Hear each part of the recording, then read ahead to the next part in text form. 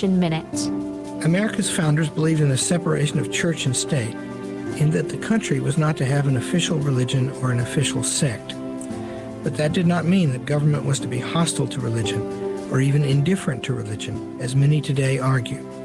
In fact, America's founding document, the Declaration of Independence, includes both a reference to God as the author of the laws of nature and a confident assertion that human beings are endowed by their Creator with certain inalienable rights. Far from being hostile or indifferent to religion, America's founders understood the theology of the Declaration to be an essential part of the education of citizens. To learn more and get a free pocket Constitution, visit constitutionminute.com. This Constitution Minute was furnished by Hillsdale College. The battle is on. Welcome to Artesia Bulldog Football on AM 990 and 93.7 FM KSBP and online at ksbptv.com. Snap is back. He's going to run the pitch to the right side. And in for the score is number 39. Is that Cano? That's Cano. Tonight, your Bulldogs are back home at the world-famous Bulldog Bowl, taking on district rivals, the Roswell Coyotes. Bulldog Football on KSVP AM and FM and at ksvptv.com is presented by Artesia Animal Clinic, Artesia Credit Union, Artesia Family Health Center and Presbyterian Medical Services, Artesia Ford Sales, Artesia Historical Museum, Artesia Plumbing and Heating, Big O Tires of Carlsbad, Carlsbad Ford, Coterra Energy, the City of Artesia Police Department, Devon Energy, Eddy County DWI, Edge Safety, Faith Baptist Church, Forest Tire of Artesia and Carlsbad, Guy Chevrolet, H&R Block, Hermosa Church of Christ, HF Sinclair, Hawker & Sons, KFC, Incredible Printing, JS Ward, J&J Home Care, John and Nancy Yates, La Fonda, Pressure Services, Smile Expressions, Sandy Stockton and State Farm of Artesia, Spur Energy Production, Sun Country Home and Gardens, Tate Branch of Artesia, Turpinning & Sons, Western Bank, Amigo Machinery, Artesia General Hospital, Bob Reed Pest Control, Candlewood Suites, Central Valley Electric, Dion's Pizzas, Salads, and Subs, Eastern New Mexico University Portales and ENMU Roswell, Moffett and Brown Dentistry, Pecos Valley Equipment, Trustmark Roofing, Richland Dodge, and Richland GM. Now, on to the action.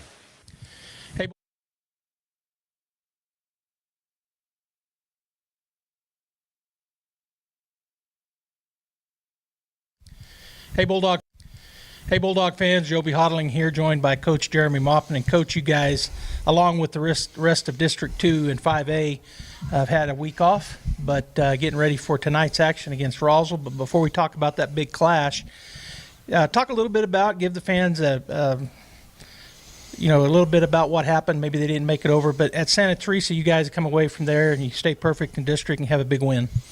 Yeah, I mean, our guys, we got to play a lot of guys. That's always a good thing. And, got to try some different things and kind of work on some things that we needed to work on. And, it's just one of those games where we're just a better football team than them. And, they're working hard. Their coaches are coaching. It's just sometimes you don't have those guys. And so we went over there and got after them pretty good. Our offense had a good day. Our defense scored a touchdown, pick six, and really got a lot of stops. And so the game ended at halftime. But, like I said, got to play a bunch of guys. And, Derek Warren got some reps at quarterback, and we got some guys at running back, and we tried to get the ball around to some different guys and complete a lot of different balls. So overall, pretty good game and kind of little momentum heading into to the bye week last week. Well, so you did have the bye week. If there were any nagging injuries, hopefully those are kind of healed up by now. But now the big clash, and I call it that because every district game is important, but this one is a big one just because you guys split with them last year. It's the Roswell Coyotes here tonight at the Bowl. They ended up winning district last year, but then you guys had the last say and won the state championship. I know they're going to be ready to go, and I know you guys are too. Talk about this matchup, what it means, how much it helped to have the 2 weeks to prepare and to get guys healed up, and just give the fans your thoughts on the game. Yeah, I mean, kind of weird. Normally you're going scouting during open week and watching people, and I don't know that they've ever had where every single team in one classification is on a bye the same week. That was a little different, but I mean, we got healed up, coming off the Santa T game, and the Santa T runs a similar base defense in Roswell, so it let us, get kind of going on some things there as well. So kind of see that live. And then we've had 2 really good weeks of practice.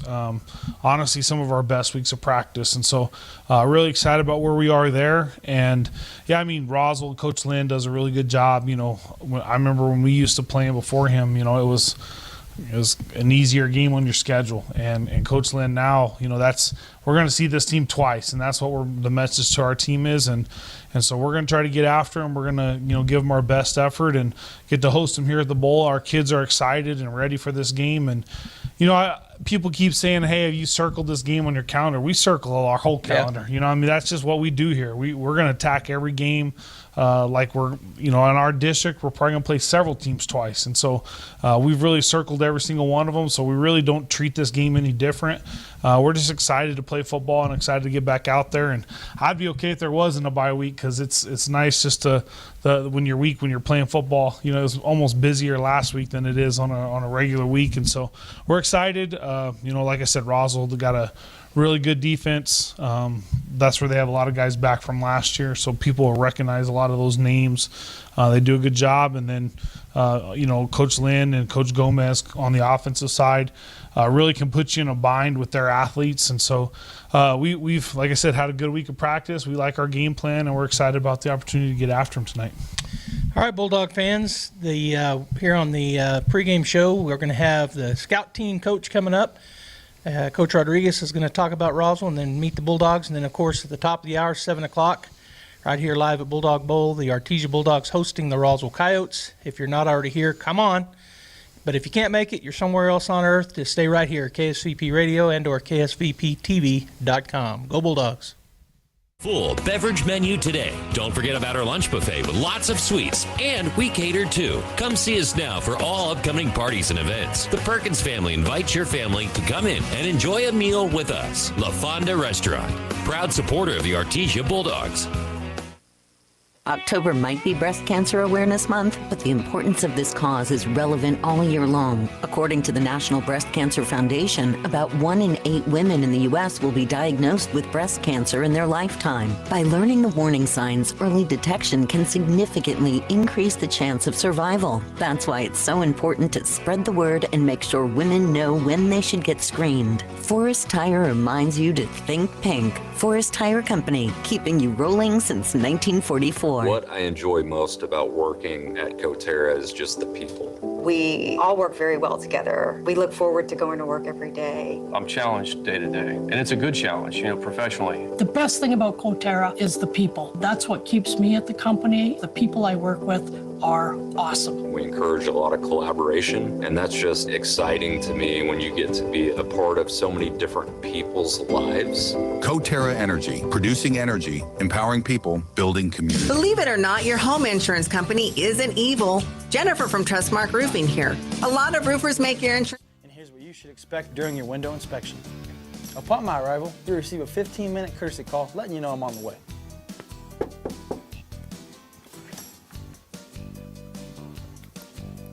Once I'm in your home, I'm going to be checking for moisture indication, functionality, and any kind of energy efficiency improvements to the inside and outside of your home.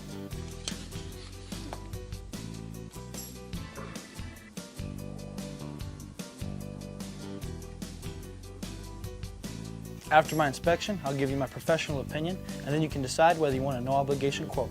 Myself or the office will contact you to set up a date when I can show you my products and options to best suit your needs. So when choosing windows, choose Trustmark Roofing and Windows. Our goal is to give you a 5-star service and get you what you deserve, and that's the best. Deuteronomy chapter 6 and verse 7 says that we shall teach our children the laws of God. We should teach them when we're sitting in our house, when we're walking by the way, when we're lying down, and when we're rising up. Proverbs tells us in 22 and verse 6, train up a child in the way he should go. and when he is old, he will not depart from it. See, these passages are reminding us as men, as fathers, or women as mothers, that we don't need to be constantly innovating or having new ideas or fresh insights or always chasing the next biggest thing. And our family doesn't need our novelty. What they need is they need our presence. They need us being the men and women that we need to be to teach our children the laws of God's ways. And so I want you to look today. I want you to look deep into your life, and I want you to ask yourself, am I being the person that God wants me to be? Am I the husband? Am I the wife? Am I the mother? Am I the father? Am I the child that God wants me to be? If you struggle with that or anything else, please come visit us at the Hermosa Church of Christ. All right, Bulldog fans, we're back here at the Bowl. It's Friday night. At the top of the hour, we got Friday Night Lights. Roswell coming into town. But before we get to that, Coach, I'm joined by Coach Rodriguez. He is our scout team coach this week. So let's talk a little bit about Roswell. I know that you guys know them, very familiar with them. We've been playing them a long time. In fact, it's the longest running game history in the state of New Mexico. I didn't know that till this week. Yes, sir. But you guys specifically been coaching against them, and they're always a good team. They're coached well. Let's start off with their special teams and what you guys have looked at and what you're kind of expecting to see from them tonight. Yeah, so I think the thing you get out of their special teams is they're very sound.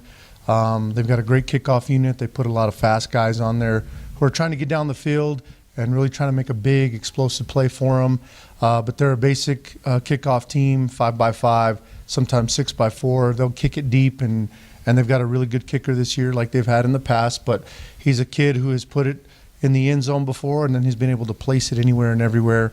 The other coverage unit, their punt team, is very good. It's led by Zy Carrasco, which is a name you'll hear a lot about tonight. Zy makes a lot of plays for Roswell High. He plays safety. But, I mean, he's probably one of the best high school punters that I've ever seen. I think he averages around 40 to 45 yards a kick, and so that's pretty good, and he's a big, strong kid. They've got kind of a pro-style punt where they're in there to protect first, and then they'll cover out. On their kickoff return, they've done some starburst stuff in the past. They've abandoned it at times. They've used it. They've used 2-man, 3-man starburst, stuff like that. So they're pretty multiple on their kickoff return unit. Their punt return unit, they're going to come after you. They're going to try to line up 6 guys along the line and really try to either bluff it and get out, or they're going to try to bring all 6 to try to block the kick. And so they do a really good job on all their special teams. If I'm not mistaken, Jeff does coach the special teams, Coach Lynn, and so he's done a really good job with those guys. Well, let's move over to their defensive side of things and talk about what you guys anticipate seeing in terms of how they're going to put their front 7 or front 6, or what do you expect to see there, and then also secondary-wise, how you expect them to go against our passing game. And also you can talk about a little bit about their speed and their size.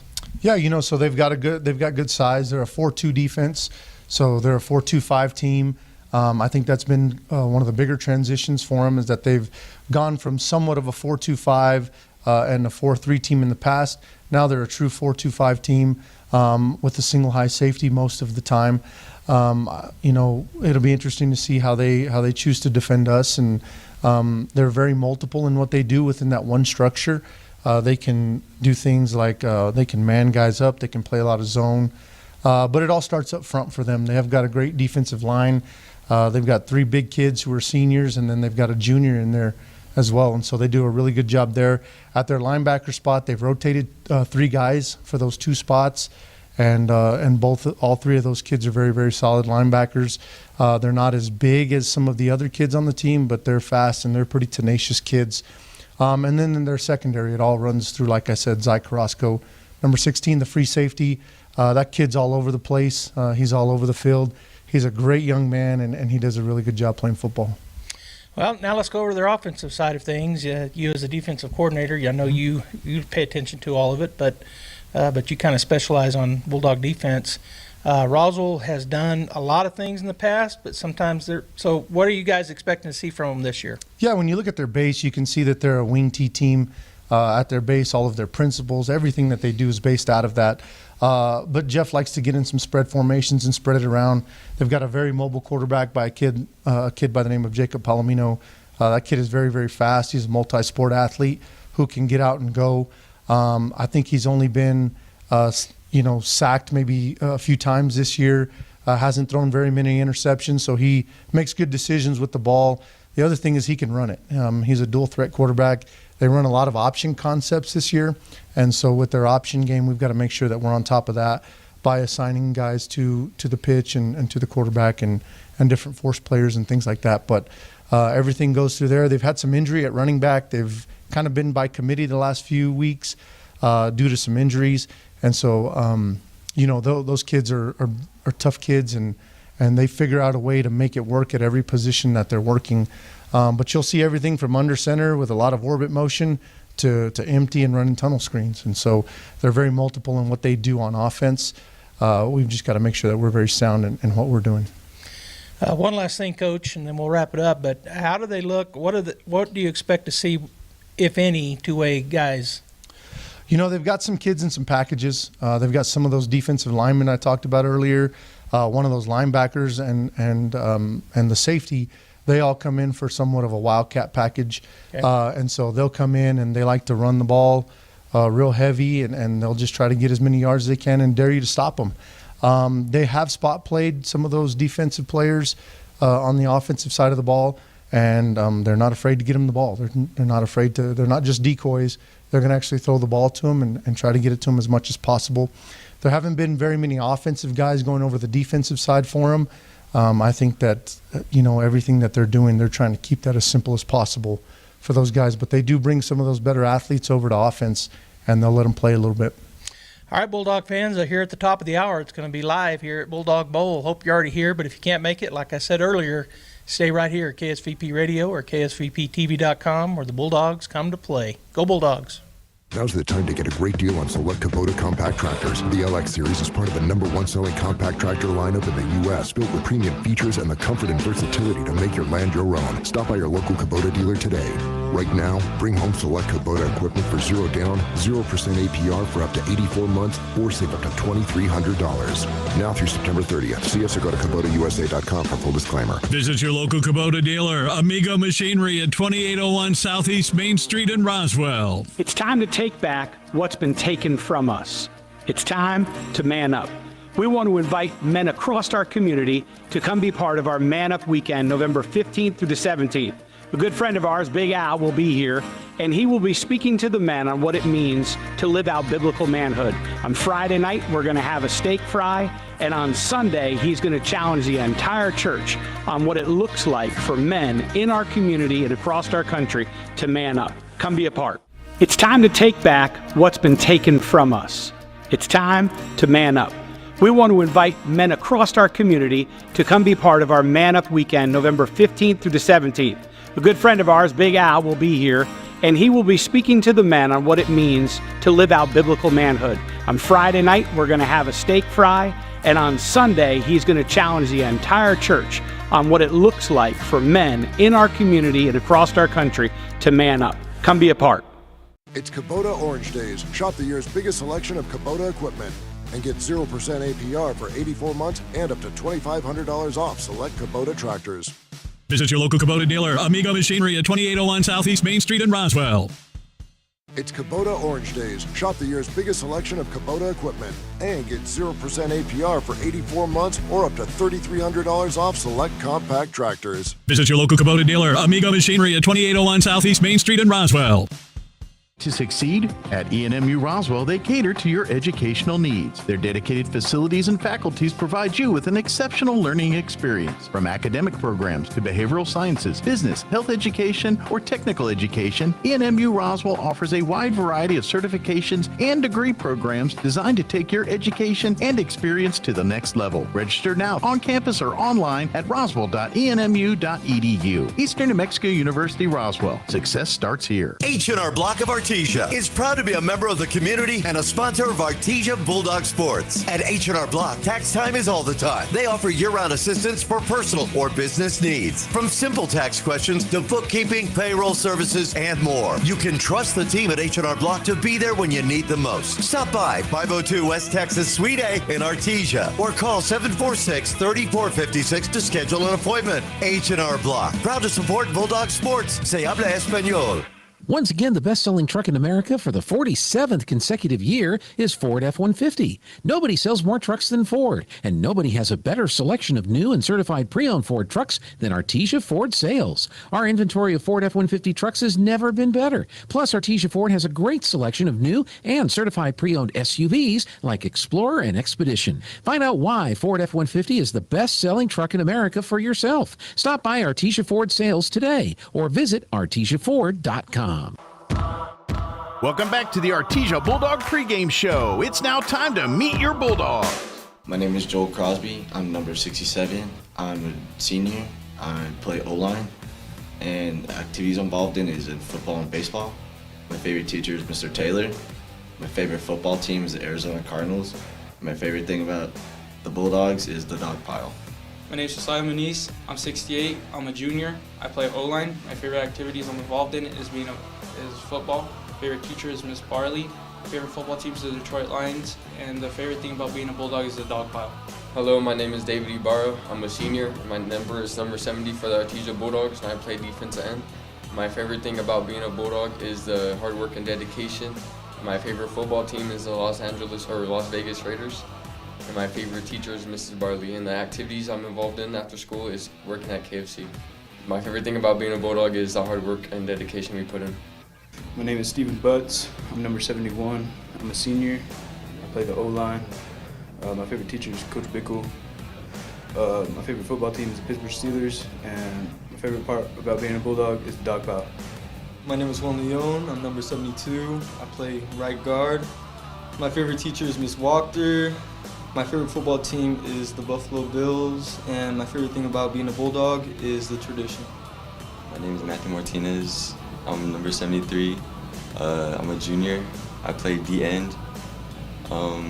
Activities I'm involved in football. My favorite football team is the Rams, and my favorite thing about being a Bulldog is the traditions. My name is Devin Velasquez. I'm number 74 class. I'm a senior. I play offensive line. The activities I'm involved in is track. My favorite teacher is Coach Bowden. My favorite football team is the Dallas Cowboys. And my favorite part about being a Bulldog is the tradition. Kay Shaw, number 75, class of 26, position offensive guard. Activities that I'm involved in is auto mechanics. Favorite teacher is Mr. Reyes. Favorite football team, Minnesota Vikings. Favorite thing about being a Bulldog is all the traditions.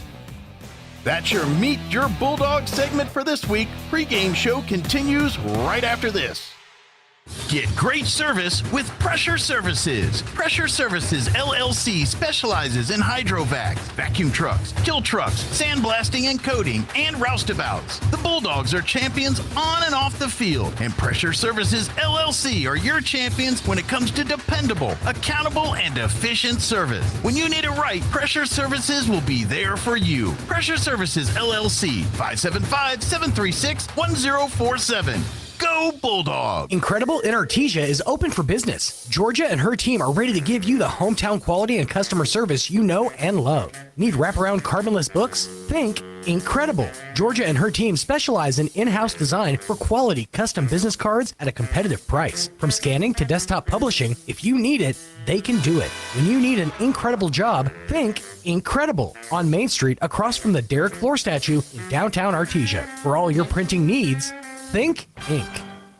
At Artesia General Hospital, we know it's early, but schedule your mammogram today and save. Call 855-RAD-EXAM and save 10% off mammograms scheduled through October, Breast Cancer Awareness Month. And get a refreshing drink discount from Kith & Kin in Artesia or Blue House in Carlsbad. We use leading-edge, FDA-approved Genius 3D mammography technology to deliver more accurate results faster and with more comfort. Women over 40 do not need a referral for yearly screenings. Learn more at artesiageneral.com/mammogram. Wilbanks LLC in Artesia and Hobbs, New Mexico is seeking dedicated and motivated individuals to join their new team specializing in crane services for the construction and production industry in the Permian Basin. Immediate openings are available for Class A CDL flatbed step deck truck operators with pay starting at $28 per hour and full benefit package. Applicants must have a clean driving record, 3 years CDL driving experience, and be able to pass a drug and alcohol screen. For more information, visit wilbanks.us. Wilbanks is an equal opportunity employer. Hi, Hi Artesia, Cambria here from your local KFC and Taco Bell. It's finally back. Our world famous chicken pot pie is here and it's better than ever. You've got to try it.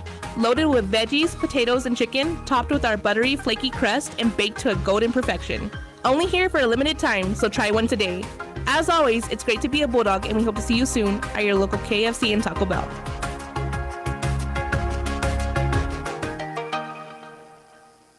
Hey, Artesia Bulldog fans, are you ready to unleash the spirit of victory this season? Tate Branch Auto Group is proud to stand alongside the Bulldogs as they charge onto the field, court, and track. Just like our commitment to delivering top-notch vehicles and service, your dedication and passion for the Bulldogs inspire us every day. Visit Tate Branch Auto Group today, either in person or online, because when it comes to supporting the Bulldogs, we're all in. Tate Branch Auto Group, revving up the Bulldog pride. Go Bulldogs! Devon Energy is now hiring in the Permian Basin. As one of the country's largest independent producers of oil and natural gas, we have exciting opportunities for people with a variety of skills and experience. We're looking for people in the Artesia community who work with integrity, dedication, and innovation. Seize this opportunity for competitive pay and comprehensive benefits. Start your career with Devon Energy today. Apply at careers.devonenergy.com. Devon Energy. Commitment runs deep. Go Bulldogs.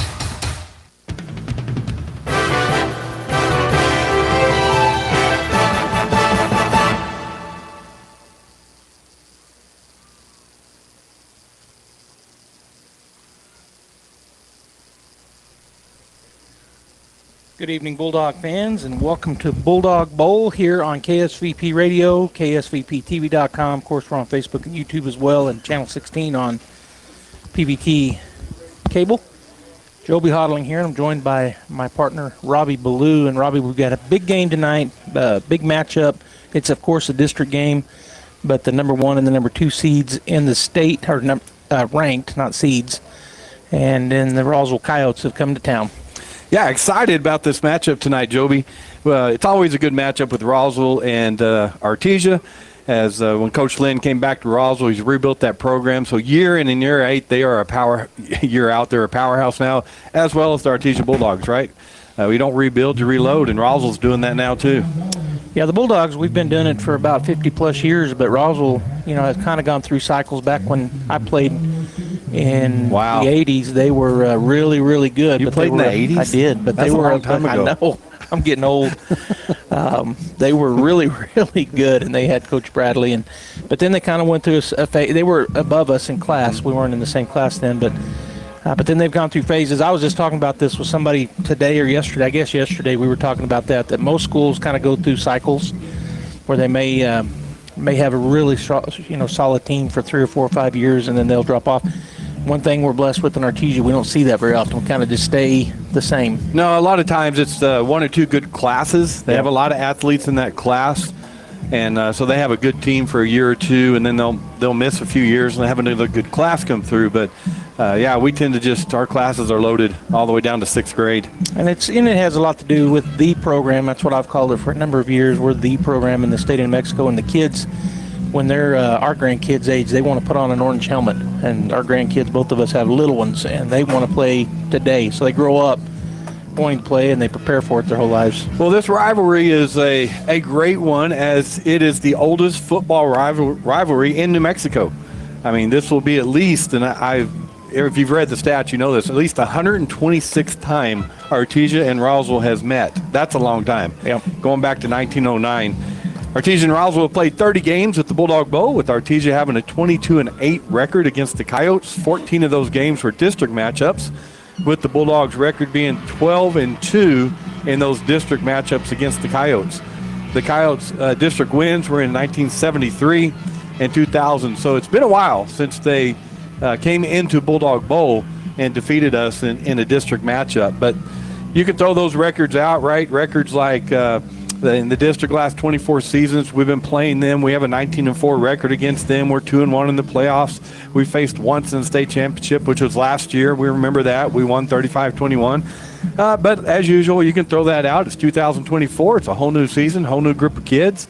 And so they're looking to come in here tonight and get their first win here in Bulldog Bowl since the year 2000.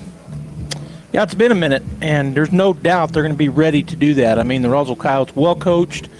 You mentioned Coach Jeff Land. He has done a really good job with the program there in Roswell over the years he's been there, and he's, you know, the Bulldogs have seen that too, where they lose coordinators or they lose coaches to other head jobs, and they've lost their defensive coordinator from last year to Goddard, crosstown rival. But same thing, the head coaches for Artesia, and the same thing with Coach Lynn as he finds good coaches, and so they're going to be prepared tonight for the Artesia Bulldogs. Roswell comes in tonight 5-1 on the year. They've defeated Alamogordo. They beat Hobbs in overtime, 37-35. They won against Deming, Santa Teresa, and Gadsden. Their lone loss on the year was against Lovington. Artesia's coming in, as we know, 5-2 on the year. We lost to Hobbs and Centennial, but we've also defeated Carlsbad, Deming, Gadsden, and Lovington and Santa T. So Bulldogs averaging 51 points a game tonight, Joby. Coyotes are averaging 41 points a game. We tend to come into these games with these high-powered offenses, and then it gets to be smash-mouth football, and we don't normally see those high scores when the high point scores when these two teams meet. Yeah, the 50-plus games. Yeah. We might see us get up into the 30s or whatever, but and which is probably high scoring for most teams, but for us, Artesia and Roswell, not that much. But you're right. Probably won't see a 50-plus game tonight from either squad. Yeah, this is one of the best rivalries, folks. So if you're not able to be here, we're glad you're watching or listening, as we're looking forward to just a great game tonight on a great fall night here in Artesia. Yeah, it finally feels like football weather, although I'm going to hit it again and update it. The wind is blowing 19 miles an hour out of the south and southeast, and at 7 o'clock, it's 77 degrees. So when I say it feels like fall football weather, I guess because we're used to 100-degree days for the last 3 months. We are. I think the wind helps a little bit to bring a little chill in the air, and it'll cool off a little bit. I looked, and I think the low tonight 61 at 5 a.m. or something, so it's not going to get cold. Right. All right, so the Artesia Bulldogs, if you're listening on the radio, wearing orange pants with their new black tops, black socks, and, of course, the iconic orange helmet. Roswell Coyotes coming in with their away whites. They got red numbers and red helmet. And the Bulldogs, you may have said this, but I'll say it again, the Bulldogs won the toss, so they're going to be receiving the kick. Roswell chose to go with the wind here in the first quarter, and I had to do the back and forth in my brain, Robbie. Okay, so that means we're going to have the wind in the fourth quarter. I'm not sure I would have done it that way, but that's what Roswell chose, so they're looking to give us against the wind here in the first quarter. Yeah, I thought about that when they chose that side of the field, and I thought that they're wanting to get a jump on us, right? Yeah. If they can come out with the wind and get up 14, 21 points, well, now we're playing catch-up. This is the only thing I can think of. Yeah, and that's kind of what went through my brain as well as I was going back. I thought, well, we're going to have the wind in the fourth. Maybe they want to do what you said, get a big lead. All right, so the Bulldogs kickoff return team back, and for the Coyotes, their kickoff team is on the field. They've got the normal look. They put the ball in the middle on the X and 5 guys on either side of their kicker, and we're about ready for the kickoff. And here it is. They're going to just do a little punch kick. It's going to hit the ground. We're going to pick it up at about the 24, and that is Para, I think, and he does a pretty good job. He fields it and goes right up the field. Yeah, kicked it. That was a good kick right between two Bulldogs. He had to run up, let it hit the ground, and did a good job of fielding it, and it was Para, as you mentioned. So good starting field position for the Bulldogs. All right, so it's 1st and 10 at our own 33-yard line for the Artesia Bulldogs. And I'm looking here at I'll figure that out here in a minute. So the Bulldogs are going to break the huddle ball, going to be placed on the near hash as we talked about. Bulldogs going into the wind, going from the north to the south. And we're going to start off with trips to the right side. They do have Carrasco playing kind of center field back there, their safety, one of their better players, and then they're kind of manned up over on the far side. Snap is back. We're going to run just a straight run, and boy, nobody blocked number 40. Yeah, they just forgot to block him, and that is Aiden Rudley. He just came free as Cazados was trying to run to the left, and he kind of avoided him at first, but he grabbed hold of his jersey and was able to get him down for that loss. So the loss of 6, tackle for loss, and that was an odd-looking start to me for the Bulldog, just kind of a naked, just run that way. All right, back to our normal A formation look. Roswell going to come up and press with their center over the top. Look like they're going to blitz, but they don't. They do break into traffic there, and we're going to get those yards back plus a couple. Pickup of about 8. It'll be 3rd down and 7. 3rd down and 7 or 8 for the Bulldogs. That's Parra out there with the catch, good pickup, and one of the strengths of Roswell's defense is their defensive line. They got good size. They have experience coming back from a state championship run last year, and so a good strength all year long for them is that D-line. Yeah, and they kind of broke jailbreak that time as well, and I think it might have confused our offense a little bit as they had guys up on the line in the backer position. All right, so Casadas looking for the first down. He's going to throw it right to the other team. Cross goes to the 40, to the 30. He's going to get to the 25. He stopped. Oh, he took a big punch at our quarterback, but that's a big return for the Roswell Coyotes in the first turnover of the ball game. Well, as you said, playing center field back there, just reading Casadas' eyes and his motion, and it reminds me, he takes back to the state game. He had a pick 6 in the state game last year as a junior, so big senior making a big play for the Roswell Coyotes there. And I'm not sure what happened with Carrasco that time, Robbie. He didn't throw it to any Bulldogs. There was nobody near that pass. Casadas. Yeah. What did I say? Carrasco. Oh, Carrasco. Casadas. Okay, so Roswell starts off with a bang as they get a big reception on the interception and return it all the way to the Bulldog 13-yard line. They'll come out with number 10, Jacob Palomino, the quarterback, in the shotgun. He's got a running back behind him. Bulldogs up on the line. They're going to hand it off to him, and he's to the left side. He's inside the 10-yard line, gets down close to the 5 on a big run. Pulled that backside guard and tackle around that left side, and our defensive end on that side just blew past him, trying to create some havoc. So once he got past that defensive end, there was nobody. So it'll be 2nd down and 3 on the pickup of 7 down to the Bulldogs 6-yard line. There's 10-17 and counting to go in the first quarter, and the Coyotes knocking. Boy, I'm getting all my words confused. Snap is back, hand it off. Going to get the first down or very close to it, maybe 3rd down, and a flag comes in. So we're going to have an offensive holding on the Roswell Coyotes, which will back them up 10. And one thing that I noticed is the pink flags tonight. Yeah, it was a good play there by the defensive line of the Bulldogs, specifically Chris Aguilar. Did a good job, number 99 in there, to wrap him up first, and about 5 of the Bulldogs came in there. So it'll remain 2nd down. They'll mark off 10 yards. It'll be 2nd down and about 13 after they mark off the yardage. 10:04 to go here in the first quarter. They're going to put the ball back at the 16-yard line. And Roswell they're not fully being out of the huddle, but they're huddling right on the ball as Palomino come from the sideline. And they're going to go a slot and a wide out to the short side of the field, one wide out to the far side, who is Sanchez. And then the running back in the pistol behind the quarterback. He's going to take the handoff. Bulldogs getting some pressure on him. Now he's going to roll back the other direction, stop and throw into the end zone, and wide open in the back of the end zone for the touchdown is the Coyotes. Yeah, that's Jalen Cloud, and that's just a good job by Palomino. He was rolling to his right. There was nothing out there. He stopped, came back to his left. Good blocking by his line, and then just found number 2 back there, Cloud, open in the end zone. And I didn't see where he came from, Robbie, but I think he broke away from his route and went along the backside of the end zone when he saw Palomino stop and come back this way. All right, so they line up for the PAT quickly. Snap is back, hold is down, the kick is up, and the kick looked good from here, and it is. So with 9:47 to go in the first quarter, the Coyotes strike first. It is 7-0. We'll take a break. Be right back.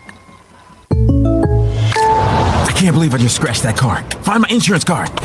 Dude, what do you have in this glove box? Ew, are these socks dirty? Forget about the socks. I need my insurance card. Just pull it up on the State Farm mobile app. But I can do that? Oh, hey, I can do that. Yep, it's called service. I can file a claim on here, too? Yeah, it's called service. Whoa, I can call my agent, too? It's called service. In Artesia, contact Sandy Stockton at 575-748-1111.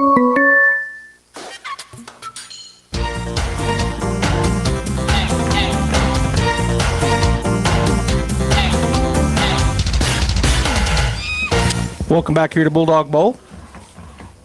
That scoring drive by the Roswell Coyotes, 2 plays, 13 yards, 16-yard touchdown pass from Palomino to Cloud. Kick was good. Roswell leads Artesia 7-0 with 9:47 left in the first quarter. All right, so number 15, Lotta, will line it up again on the X in the middle of the field for the Roswell Coyotes. He did a little punch shot, or little bloop shot over to the left side his last kickoff, and that's one thing that Coach told me in the scout team report, that he can put it anywhere. He's going to do it again. We're going to catch it up at about the 36-yard line, and then we're going to run. And, boy, they tried to strip that ball out of there, and luckily he held on. I saw a big strip effort, but it's going to be great field position for the Bulldogs. Yeah, Jack Byers, I thought he might fair catch that because it was just so high and he's so shallow, but he didn't. He caught it, and then he started looking for a lane, but there wasn't one. They did a good job of staying in their lane, but it's great field position, so good job by Jack. 44-yard line is where we're going to start. The ball will be on the near hash for the Bulldogs, going from left to right as we look at the field, north to the south. Bulldogs are going to run a bunch set, it looks like, over to the left side. Wide out to the near side, so basically trips over there just real tight. Galindo to the left, he's going to fake the handoff, and then he fumbled the ball, and then we're going to have another penalty flag in the backfield, which is usually a holding. No, he's just marking the spot where he fumbled. So Isaac, okay, good. I just saw pink fly there, so I got confused. Yeah, Isaac went to throw the ball to the flare out there on the left, and when he brought his hand back, the ball came out of his hand. Just hit the ground, picked up what he could. Which was about 4, so it'll be 2nd down and 6 for the Bulldogs with 9-10 and counting to go here in the first quarter. 7-0 Roswell is our score. Great crowd here for both teams, of course. Again, we're going to go trips to the wide side, but real tight. Galindo to the left of Isaac in the backfield, going to turn and hand it off to him. Now we're going to have a penalty flag to stop the play, and they're going to call an illegal procedure or a false start on the Bulldogs. Yeah, Roswell's running a 4-2 defense. 4 down linemen, 2 linebackers, and that leaves 5 other defenders in coverage or to cover the Bulldogs, and they're disguising that coverage some. So when you got 6 in the box, you typically want to hand it to Galindo. All right, so it'll be 2nd down and 11 after the 5-yard mark-off. Back to our normal A formation look, a slot and a wide out to either side. Ball on the near hash. Galindo just to the left and a little behind Isaac. Snap is back. Going to throw a little screen pass over to the right side. And tunnel screen that still on his feet. He's going to get back to the line of scrimmage. Boy, just fighting there. Good job just to get back to the line of scrimmage. Roswell played it perfect. Yeah, somebody came free through the line again, so Cazares had to throw that sidearm around to Kahn. Kahn had a guy right there on him. They read it well. He made him miss, but the pursuit was just too good by the Coyotes. So 3rd down and 11 as the Bulldogs break the huddle. Ball on the 43-yard line. Again, a little bunch trips to the left side, which is the wide side of the field. Roswell showing a blitz. We'll see if they come with it. They don't. They just rush forward. But, boy, they're breaking through our line pretty easily. The throw is down the field, and it's going to be caught by the Artesia Bulldogs, plus a pass interference. So the catch will go there, and great job. It looked like he one-handed it off the turf. Yeah, and first of all, Cazares, there was somebody who came free again. Yep. Not free, he just got off the block really quick. Cazares gave him a spin move, then threw it down to Eglin. It was short, so Eglin stopped and reached out with his left hand right off the turf and brought that in. Well, they're saying incomplete now. They didn't say that before, but now they are. But there was, I believe, a pass interference. So we'll see what the white hat says. The officials, he's looking back there. It is a pass interference on Roswell. So it'll be a 1st down of 15 yards. But I thought he made the kick. It looked like it from here, but obviously didn't. So Eglin had a step or two on his defender, and when it was underthrown, he stopped to come back, and the defender grabbed him. So there's the pass interference there. All right, so it'll be 1st and 10 at the Roswell Coyote 42-yard line. We're still on the near hash, the Bulldogs are. And Casadas was over at the sideline talking to Coach Maupin, so he's got his play as they have not set the clock. Now they have, so the game clock, or the play, the game clock is going, 21 seconds, play clock. And we're going to go a heavy package, or I don't remember what they call it, but we got 2 running backs, one on either side of Isaac in the backfield. Snap is back, going to hand it off. Looking to get up the field. Pretty good blocking, and he's going to pick up about 4 yards. I really like that because the defensive line is dominating our offensive line right now. So you just put another blocker back there, gave it to Parra coming around here on the right side, and he picked up some. It'll be 2nd down and 6 for the Bulldogs. 7:34 and counting to go here in the first quarter. Roswell leading 7-0 as the Bulldogs break the huddle, and we're going to have a running back on either side once again of Casadas in the backfield. I think it's Parra and Galindo. A slot and a wide out to the wide side. We're wide out to the near side. Snap is back, going to turn, hand it off. And Galindo's going to bust through the middle there and pick up close to the 1st down. Looked like he's about a yard short. Yeah, way you slow the pass rush down as you run the ball, because then the defensive lineman got to stay a little bit to make sure it's run or pass. They can't just blow past their lineman. And so a good job here with that lead blocker, and Galindo, good pickup. All right, we're going to come out in the same package. We're going to have a slot on this time to the near side, ball between the middle of the field and the near side, running back to each side. of Casadas. Snap is back. He's going to drop straight back to throw. Throws an out route, and it's going to be caught for the first down at about the 27-yard line. Well, we got a lot of size in our two outside wide receivers, Jack Byers and Trent Eglin. They're both about 6'4". That was Byers that time. That corner on him is about 5'7", 5'8". So just reached up with both hands, brought that down. So we've already seen adjustment in game here with the line getting through. He's gone two backs, and that time they stayed in and blocked. All right, so the same set again. We're wide out in the slot to this side, which is the wide side. Snap is back. He's going to fake the handoff and pitch it. And coming around to the right side, inside the 25 to the 20, still on his feet, finally drug down, and that's Parra with a great pickup. Yeah, just speed option to the right, had to pitch it really quick off the read, and then Parra just turned on the jets and just bowled over the first guy that tried to make the tackle. So good pickup again for the Bulldogs. And I do not believe we have seen that play this year. So the Bulldogs came out with that package in mind if they were having some jailbreak on the defensive line, and it's working pretty good at this point. 2nd down and 2 after the pickup of 8. The slot and the wide out to the near side, which is the short side. Running backs on either side of Casadas. Snap is back. He's going to drop straight back and throw. He's going to throw the go route, and it's going to be touchdown, Artesia. That's Jack Byers. Well, he lined up on about the hash marks as a wide out to give room to throw it on that outside shoulder. Casadas, good protection. And then he just laid it up there outside, and Jack just ran a perfect route for the touchdown. Yeah, he faded right to it, and it's a touch. And the defender he kind of faded away from him. He wasn't really even close when he caught it. All right, now we're in a different look on our extra point. We're going to go for 2. Going to stop and throw it. Going to pitch it. And can he get in? He will not, and that was Whitmire. Looked like Jet Whitmire trying to get in there, and they stop us short, so it'll be 7-6 with 5:39 to go. We'll be right back. Artesia High School Bulldogs Sports is made possible thanks to Buckhorn Production, LLC. Founded in 2021, Buckhorn Production, LLC operates over 200 wells in the Permian Basin. Like the Artesia Bulldogs, Buckhorn Production, LLC strives for excellence in all of our operations. We encourage all of our employees to be great members of our community and encourage you to join them in supporting all of our athletes, students, teachers, and administrators. Buckhorn Production, LLC, proud to support the Artesia Bulldogs.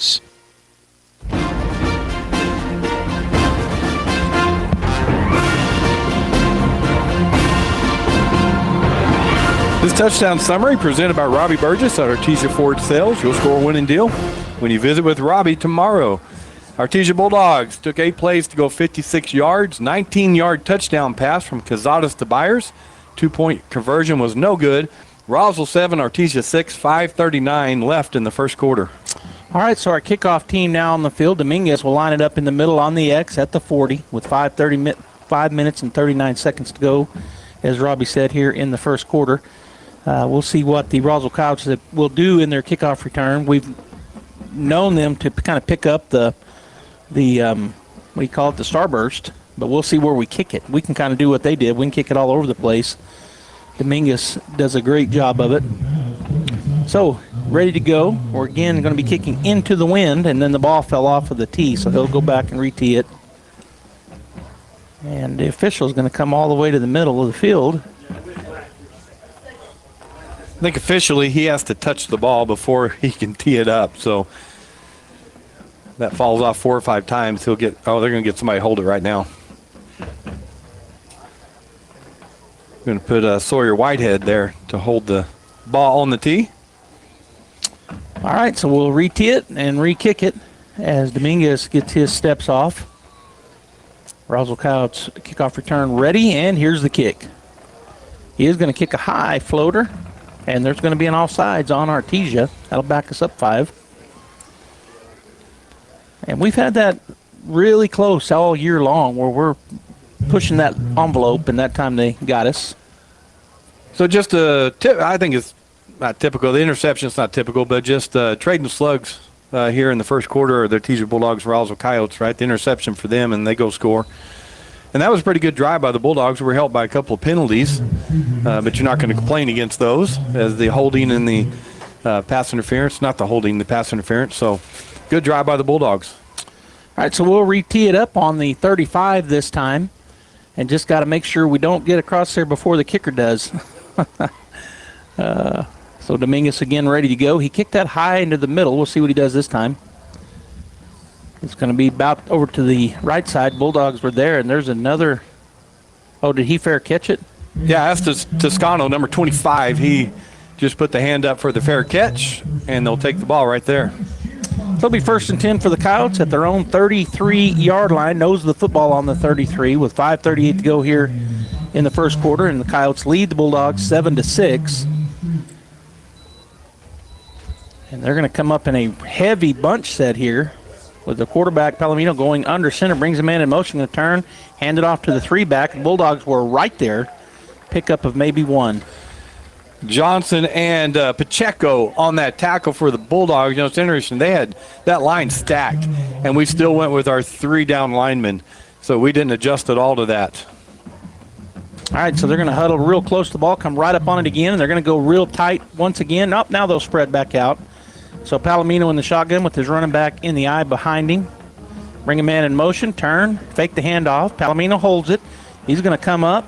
Bulldogs don't get the outside containment, and he's going to pick up the first down. Yeah, he's a good runner, good athlete, obviously a quarterback, so good play by him. We got an updated score here from Josh.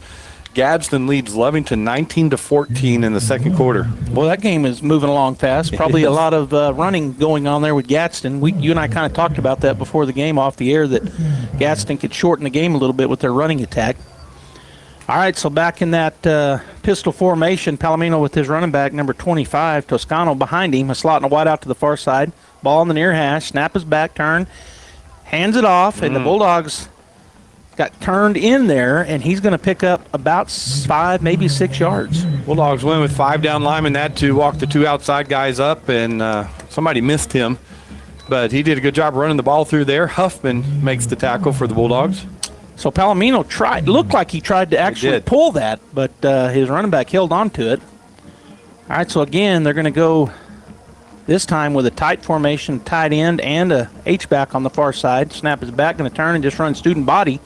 And Toscano's going to get through traffic, and he's going to pick up the first down and more down to the Bulldog 45-yard line. Not real hard to seal off the defensive line for the Bulldogs when you got 3, and they've got 7 linemen on the line. Or 7 people blocking up there, so good job by Roswell right now.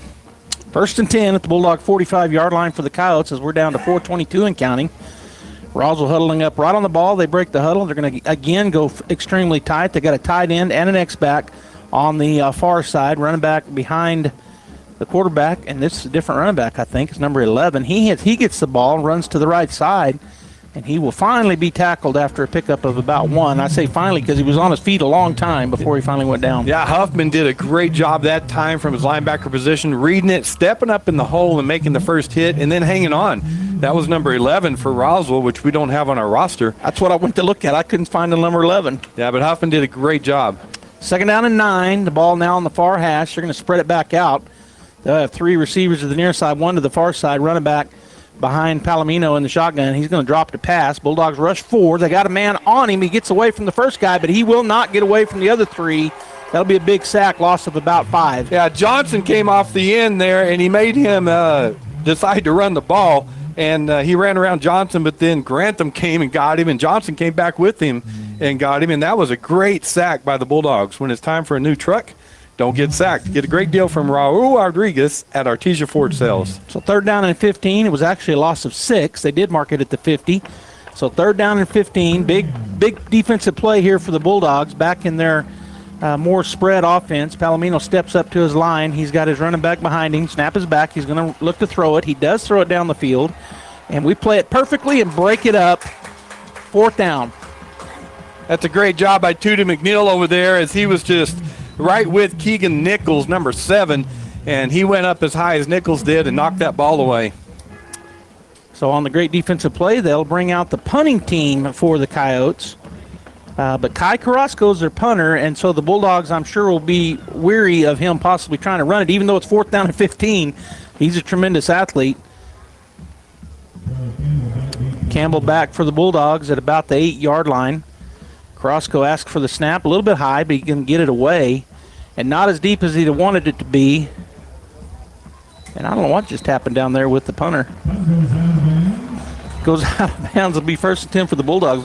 Did you see that? No, I didn't. You were watching down there? Yeah, I was watching down the field, seeing where it was going. Good stand by the Bulldog defense. They picked up a couple of first downs, and then we adjusted. We went to more down linemen, and we brought some linebackers through those gaps, and they made some good reads. So just a good adjustment by the Bulldog defense to force that punt. 1st and 10 for Artesia at their own 25-yard line. 2:45 to go here in the first quarter as the Bulldogs will continue to run. Oh, they're going to spread him out now, so we'll have a slot and a wide out on either side. One running back in the backfield to the right of Isaac is going to, now he goes over to the left side, and they're saying reset the play clock. All right, so it's going. And we're inverted over there, so we might see a man in motion. We do not. He's going to step and throw that slant, and it's going to be caught for a pickup of about 2. So Roswell changed it up. They went to a 3-3 defense instead of the 4-2, and Artesia decides to come outside to Eglin. Just ran a stop route. Good throw by Cazares. Good pickup for the Bulldogs.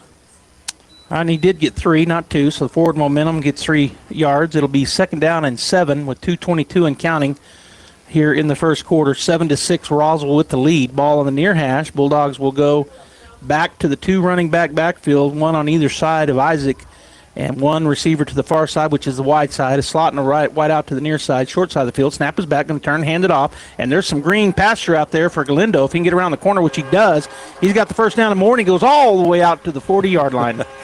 Just going around that left side, getting some great blocking out there. But the corner comes up to who has that side contained, and Galindo just kind of olayed him, just ran just with his arm, forced him off of him, and went around that corner. So big pickup, 1st down and 10 for Artesia as they send the play in with Isaac Casadas as he come over and talk to Coach Maupin. 1:44 and counting here in the first quarter. And the Bulldogs this time looks like they're going to go empty backfield. So we're changing it up. Now Roswell sees that. They start crowding up on the line. 4 receivers to the near side, 1 to the far side. Snap is back. They get through the line pretty quick. Isaac's just going to run the ball. He's to the 45, to the 50, to the 45. Still running. Finally forced out of bounds at about the 42. So, we had a lot of guys on this side. Maybe that was a design run all the way. No, I think it was, because anytime we go empty, teams blitz everybody. They come because they don't want Quezada sitting back there with the extra receiver running route. And I think that's an adjustment by the Bulldogs. They're all going to be inside. Send him outside. And it worked. He picked up a bunch of yards. It's 1st and 10 at the Roswell 43-yard line. Ball remains on the near, or is back on the near hash. We're going to go the same look, but to the wide side again. So the opposite side, we got trips plus a receiver. So 4 receivers over there. Roswell again showing they're going to bring a blitz. They do bring 5. He's going to roll that way again. And again, he's got room. He's to the 40, 35, to the 30, inside the 30-yard line, down to the about the, what? They're going to mark him down at the 29-yard line. I thought there's no way Maupin's going to turn around and run the same play to the left side that he just ran, and he did, and it was a great pickup. Yeah, the same result. Yeah.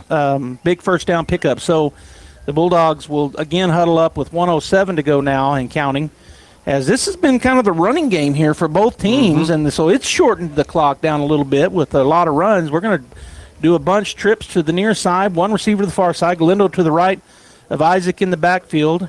Now he's going to take a man in motion. He's going to run this direction and then turn looking to throw the ball. He does throw it. It's going to be picked off again, as it was an overthrow that time by the Bulldog quarterback. And good job playing back there in the just basically center field for number 9. Trying to get it to Porter Hardeman over the middle, and he was open. The safety was behind him, and so if it had been shorter, he probably would have caught that ball, but he overthrew him, and the safety made the catch, and that was number 3, Matt Castillo. Number 3. Yeah. Oh, no, number 9. You're right. No. Well, there's not a number 9, but I thought it was number 9. I think you're right. Anyway. So with 39 seconds to go in the first quarter, we throw our second interception of the ball game, and Roswell comes back out on their own 20-yard line now after the interception. And I'll just say we are going against the wind, that about a 20-mile-an-hour wind, so Cazares is throwing against that. Okay, so maybe threw it harder on purpose. Yeah. What you're getting at. And now the official pointing like something. I don't know what he's telling our coaches. The white hat. All right. And he may have been talking about the play clock. I don't know. All right, so Roswell with their second turnover now have the ball at their own 20-yard line. Palomino in the backfield with his running back right behind him. A slot and wide out to this side. Number 3 goes into motion. He's just going to keep it as Palomino. He's going to bounce outside, but boy, the Bulldogs close quick, and I think that's Harcrow. That's Miguel Soto. Oh, Soto. Yeah, it's Miguel Soto who's just sitting back there reading the whole play. Palomino let it develop. He saw an opening on the left, started that way, and closing fast, as you said, with Soto, making a great open field tackle. Yeah, he like he was shot out the end of a barrel. He come flying up there, and it looked like there was going to be room to run, and then there was nothing.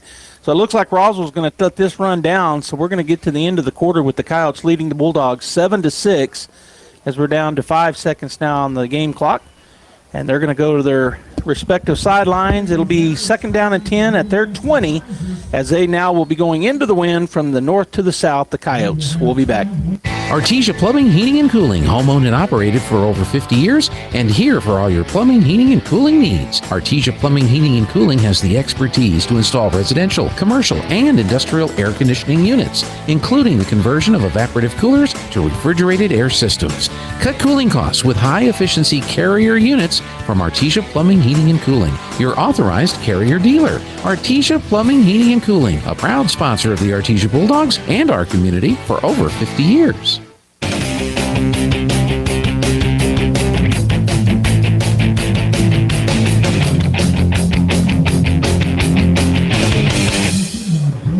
Welcome back here to Bulldog Bowl. Joby Hodling and Robbie Blue on KSVPTV.com, KSVP Radio, AM 990 and FM 93.7. We're on KSVP Radio on Facebook and KSVP TV on YouTube and KSVP, or Penasco Valley, PVT, I almost said their whole name, PVT Channel 16 cable. So we're covered a lot of ways, and so if you want to watch it or hear it, you got a lot of options. First or 2nd and 10 now for the Coyotes as they come out to start the second quarter, and they're going to have a slot and a wide out to the wide side, which is the near side. Palomino with his running back right behind him, brings number 3 in motion, going to turn, hand it off to that running back, number 25, and this time he breaks through. He's racing down the field to 40, to the 50, to the 45-yard line before he's finally drugged down, and so just a kind of a jailbreak there for the offensive side of things. Basically a lead play off to the left side, and Toscano followed his lead blocker up through there perfectly and just sprinted down that left sideline. Hayden Harcrow did a good job making a tackle on him for the Bulldogs. So it'll be 1st and 10 at the Bulldog 45-yard line. Again, they get right on the ball. They're going to go their heavy package again with a trips to the near side, but all bunched up. Running back behind Palomino in the backfield, snap is back. He's going to turn and pitch it. Bulldogs play that perfectly, and that'll be a loss of about 5. It's number 21 for the Bulldogs, Hayden Harcrow. As soon as the ball was snapped, he came around the bunch set and got in the backfield. There was nowhere to go. So great read, great coaching. I promise you they practiced that all week long, and that was just well-designed defense. So it'll be 2nd down and 15 at the 50 for the Coyotes with 11:01 and counting to go here in the half. Going to do the same little bunch play with Palomino in the backfield and running back behind him. Looks like maybe they changed the play. He was looking at the sideline. Now he's barking at his offensive line and the skill positions. Bulldogs have a bunch up there. He's going to look to throw the ball. Steps into it. It's going to be incomplete. Good breakup over there by the Bulldogs. Adel Villa did a great job of waiting for the quarterback to throw the ball, and then he broke on it, hit the receiver as soon as the ball was there, and knocked it out. So great job by Villa. 10:40 to go now in the first half. That stopped the clock. It's 3rd down and 15 for the Coyotes as they bring in 3 guys off the sideline, including the quarterback, Palomino, who had went over to talk to the coaching staff. So they'll break out of the huddle with 3 receivers to the near side, ball in the middle of the field, 1 receiver to the far side. Running back right behind Palomino. Now he sends him out of the backfield. Bulldogs looking, and then the quarterback's going to run the ball, and he is going to get the first down and a lot more. Bulldogs look, I don't know what they were, it looked like they were running along beside him and not trying to tackle him, but it's a big pickup. That was his speed. They were further away than it looked up here. And so he just went between them as they were trying to catch him. But what happened is our linebackers, they acted like they're going to blitz the A-gap, and they fell back into coverage running backwards. So when he took off, they weren't even looking at him. So a big pickup for a first down to the Bulldog 24-yard line. They're going to run that little bunch set again to the right side. Palomino, the quarterback. Toscano behind him in the – oh, no, they got Carrasco in there at quarterback. Snap is back. He's just going to run this way, turn upfield, and Bulldogs played it pretty good. He's going to pick up about a yard. Yeah, that's what they call their big dog set. It's equivalent to our heavy set. So Carrasco's a big, strong guy. Gave it to him. Huffman read that perfectly again and came in and wrapped him around the knees and took him down. So a pickup of, they're basically saying he didn't get any. I thought he got about a yard. It's 2nd down and 10, and Carrasco stays in there. And he's got, I can't tell who's behind him in the shotgun. Snap is back. He's going to hold it and run right the other direction. This time he's going to pick up about 6, maybe 7 yards inside the Bulldog 20. He'll bring up 3rd down. Yeah, just went up the middle that time. Tried to go on the right side last time, went up the middle this time. Got a good push from the line. Sergio Robles Jr., number 90 for the Bulldogs, in on that tackle. So it's going to bring up a 3rd down and 4 at the Bulldog 18-yard line. Obviously, 4-down territory for the Coyotes as they've got a short 3rd and 4. And again, Carrasco will stay in there at the quarterback. The bunch set to the right side as the Bulldogs get ready to go on defense. Now he's going to shift them, and the Bulldogs, okay, he almost threw the flag, but he did not, the official. And they're going to go the other way. Carrasco, now there's a penalty flag right in the middle. Carrasco's still on his feet. He's finally going to be drugged down at about the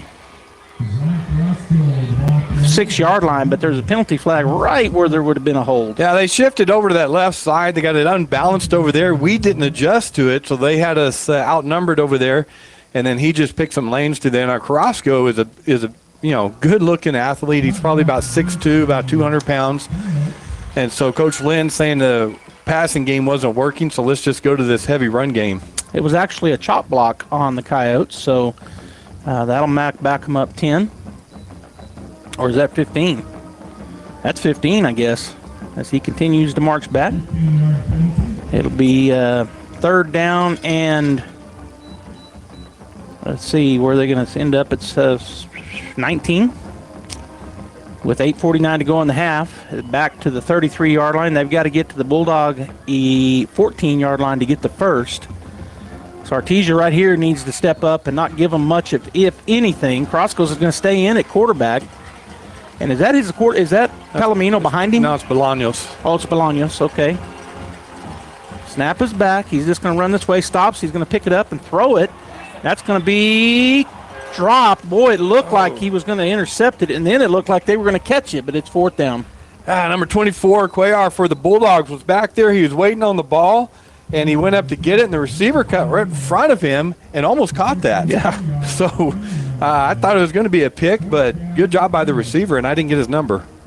All right, so this is a weird spot as they're on the Bulldog 34-yard line. They bring in a whole new team here, but it's 4th down and 19. So if he goes for it, Bulldogs, and they don't get it. So I would be looking for a fake here. But he's lined up to punt it. Carrasco, their punter as well, plays safety, and we've been seeing him run in the quarterback position this time. And now somebody calls a timeout, but I didn't see who.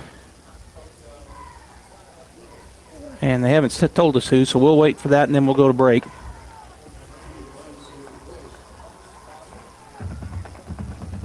Well, we're going to go to break, Robbie. I don't know who called the timeout. We'll say it afterwards. Stay right there. It's 7-6 Roswell with 8:32 to go here in the first. As the seasons change, it can be a great time to refresh your oral health too. Here's a few fall tooth care tips from Smile Expressions in Artesia. Fall is a great time to switch out your toothbrush. Toothbrushes should be replaced every 3 to 4 months. With fall coming comes fall baking, which means lots of sugar-laden treats. In addition to the goodies, try reaching for fruits and vegetables that are rich in fiber. And as the end of your insurance year approaches, now can be the perfect time to take advantage of any unused dental benefits. Please call and schedule your appointment today at Smile Expressions in Artesia.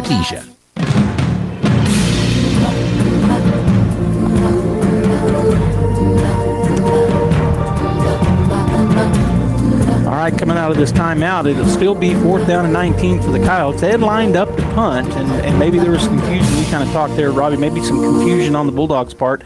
I still never saw who they pointed to, but we speculated that the Bulldogs called the timeout. Yeah, we had some confusion over there on defense, but unfortunately it gave them some time to talk about this now, so they may just go for it now.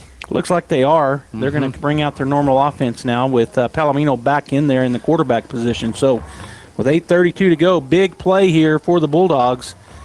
defensively, and a big play for the offense of the Coyotes. 4th down and 19, as they'll run a slot and a wide out and an H-back on the right side, which is the short side of the field. Palomino now sends him out of there, so he's got the ball back to throw it. He's going to throw it deep, and it's going to be caught. I don't understand how we gave up that catch, but we did. So they pick up all the way down inside the 10-yard line, 1st down. That's Jalen Cloud again, just running a go route, and Palomino throws it up in the air. McDonald's back there, but McDonald never turned around to find the ball. He just looked at the receiver the whole time and is a little underthrown. Cloud stopped, caught it. McDonald made the tackle, but got to get your head around and see where that ball is. He could have knocked it down. He was right there. All right, so it's going to be 1st down for the Coyotes, as there was a defensive pass interference called, which I didn't see that, because I'm like you, it didn't look like but apparently he pass interfered him. But that was declined. All right, Carrasco back in at quarterback, heavy package in for them as he looks for the snap. They're going to move again. Bulldogs again don't shift. Snap is back. They run that way, have us heavily outnumbered, and he will get in for the touchdown. No shift there for the Bulldogs again. Yeah, that's just an adjustment they're going to have to make. So they came in ready for that bunch set and stopped it. Roswell has adjusted to what we did by shifting, motioning it to the other side, and we're going to have to adjust, which our coaches will do. But that's a huge turnaround right there, Joby. We had them in punt formation. We were confused. We think we called timeout. They come out, throw it up in the air, convert, now get a touchdown. That's a big turnaround. Really is. Momentum swing is huge right there. 4th and 19 is what it was, and we give up the 1st down. All right, they're going to go for 2, it appears to me, and they're going to come back with that heavy package, and they may flop sides again. If the Bulldogs don't go, they'll have us heavily outnumbered once again. Crosco sends a man in motion. He's in the backfield by himself. Snap is back. He's going to do a little counter, and he's in untouched. Yeah, I was just running up the middle that time. That formation, like we talked about, the passing game wasn't working, so they went to this heavy run set, and it's working right now. So with 8:06 to go in the first half, Coyotes convert the 2-point conversion. Is now 15-6 in favor of Roswell. We'll be back after this timeout. Central Valley Electric is continually learning and advancing technology that improves electric service, reliability, and safety, and in turn enhancing the quality of life for members that we serve in our local communities. CVE offers an account management program called Smart Hub that allows members to track their usage, set up convenient pay methods, and the ability to manage their energy use with smart technologies. A secure system such as Smart Hub is an easy tool to use. To sign up, visit cvecoop.org and click Smart Hub to get started.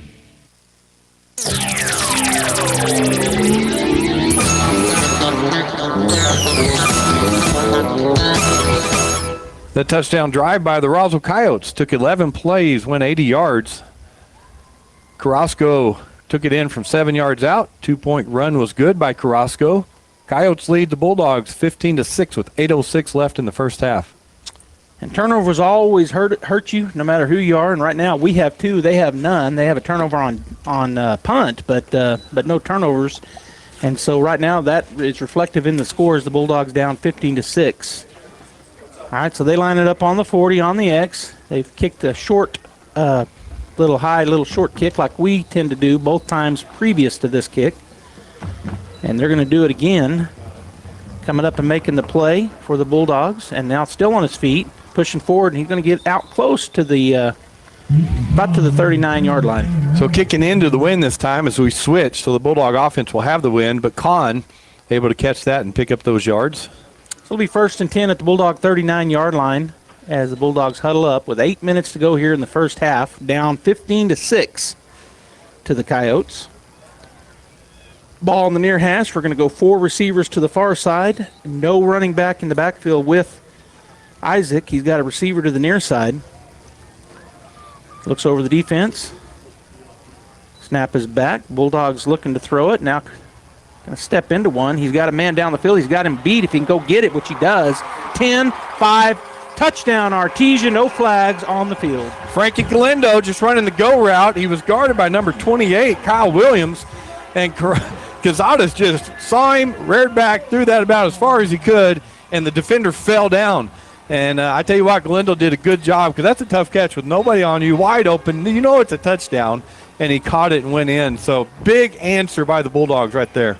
So 15-12 now. That took 9 seconds. The Bulldogs are going to line up to go for 2, not do a swinging gate situation. They're just going to bring their offense out and see if they can get 2 of those 2 points back that they didn't get on their first touchdown and make it a 1-point game again if they can do it. A formation look. Galindo to the right of Casadas in the backfield.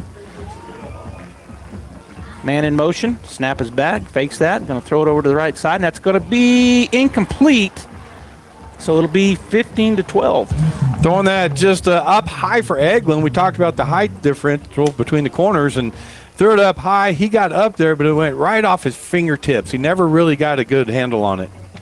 All right, stay right here. We got 7:51 to go in the first half. 15-12 Roswell over the Bulldogs.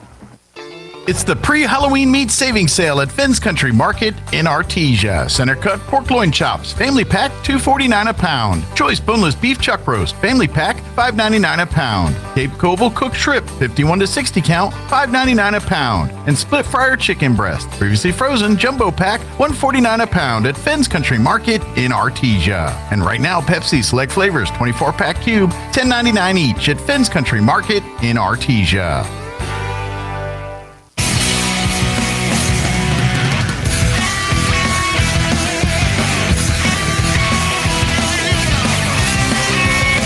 This touchdown summary presented by Justin Edwards at Artesia Ford Sales. You'll score a winning deal when you visit with Justin tomorrow. One play, 61-yard touchdown pass from Casadas to Galindo. 2-point conversion was no good. Bulldogs 12, Coyotes 15 with 7:51 left in the first half. All right, so Bulldogs are going to tee it up. They had Whitehead in there to hold it, but maybe they won't need him to hold it as he goes back to his normal position. Wind's still blowing pretty hard. I was thinking what a weapon Galindo is, right? You go empty and move him out to receiver, and he's hard to cover a receiver. Great running back, but a great receiver too. All right, so he is going to come in and hold it. Whitehead will, and Dominguez goes back to get his steps for the kickoff. And here the kickoff. Going to kick it deep. It's going to be caught at the 3-yard line. Here comes the Roswell Coyotes. And the Bulldogs wrap him up and throw him to the turf inside the 20-yard line. Oh, and a flag comes in. That's going to be on us. Yeah, Kobe Sanchez, number 4. They usually run the starburst, but he didn't. He caught that kickoff and just started up the right side. And Parr came flying down the field as he usually does. And Bryce wrapped him up, threw him to the ground, and then there was a lot of jawing going on after that play. Yeah, it's a 15-yard penalty on the Bulldog, unsportsmanlike conduct. So instead of having them pinned inside their own 20, now they got good field position all the way out to their own 32-yard line. Yeah, problem is you come down, you make a great play, just leave it there. You cost your team 15 yards, that you didn't need to. Yeah, that's exactly right. All right, so Roswell will have Palomino in there, but they will go that tight end with an H-back, and they'll bring a slot and a wide out to the near side. Ball near the middle of the field. Snap is back. He's going to turn, fake the pitch, looking to throw it. He's got a man wide open. He will catch it. Bulldogs are going to chase him down from behind, but boy, nobody covered him, Robbie. Nathaniel Lujan, number 22, is the guy you're talking about, just on that left side, wide open. Had to wait on the ball, and then he took off down the sideline. Hayden Harcrow came flying up behind him to make the tackle, but not for a great gain. So 1st and 10 for the Coyotes at the Bulldog 25-yard line. Again, Palomino with the slot and a wide out to the wide side of the field. He's got his tight end and an H-back or X-back on the left side. Snap is back, or brings man in motion. Going to turn. They're going to have a false start that time, illegal motion or a so it'll back them up 5. It'll be 1st and 15. I think we've seen some things. You've already mentioned it that we haven't seen all year that I think the coaching staff of the Bulldogs saved for district.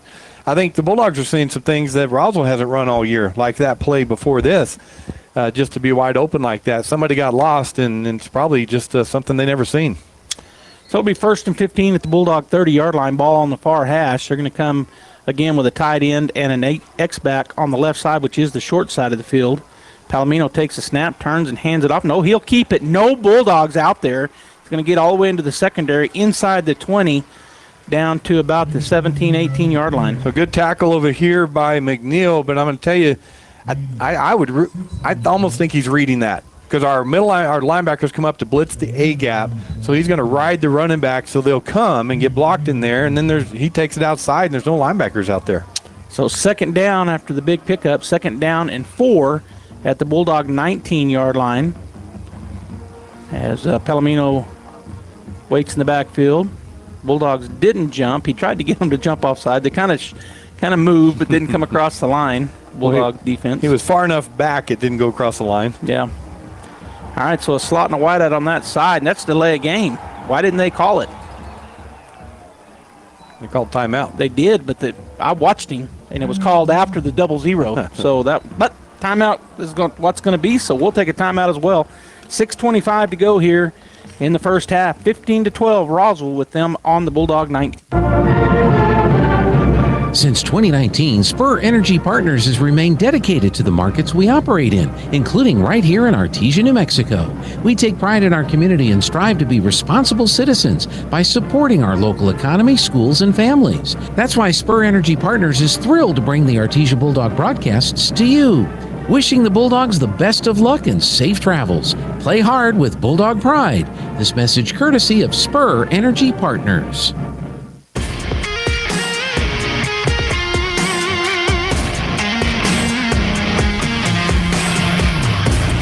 All right, Bulldog fans, we are back here after the timeout taken by Roswell. 2nd down and 4 for the Coyotes at the Bulldog 19-yard line.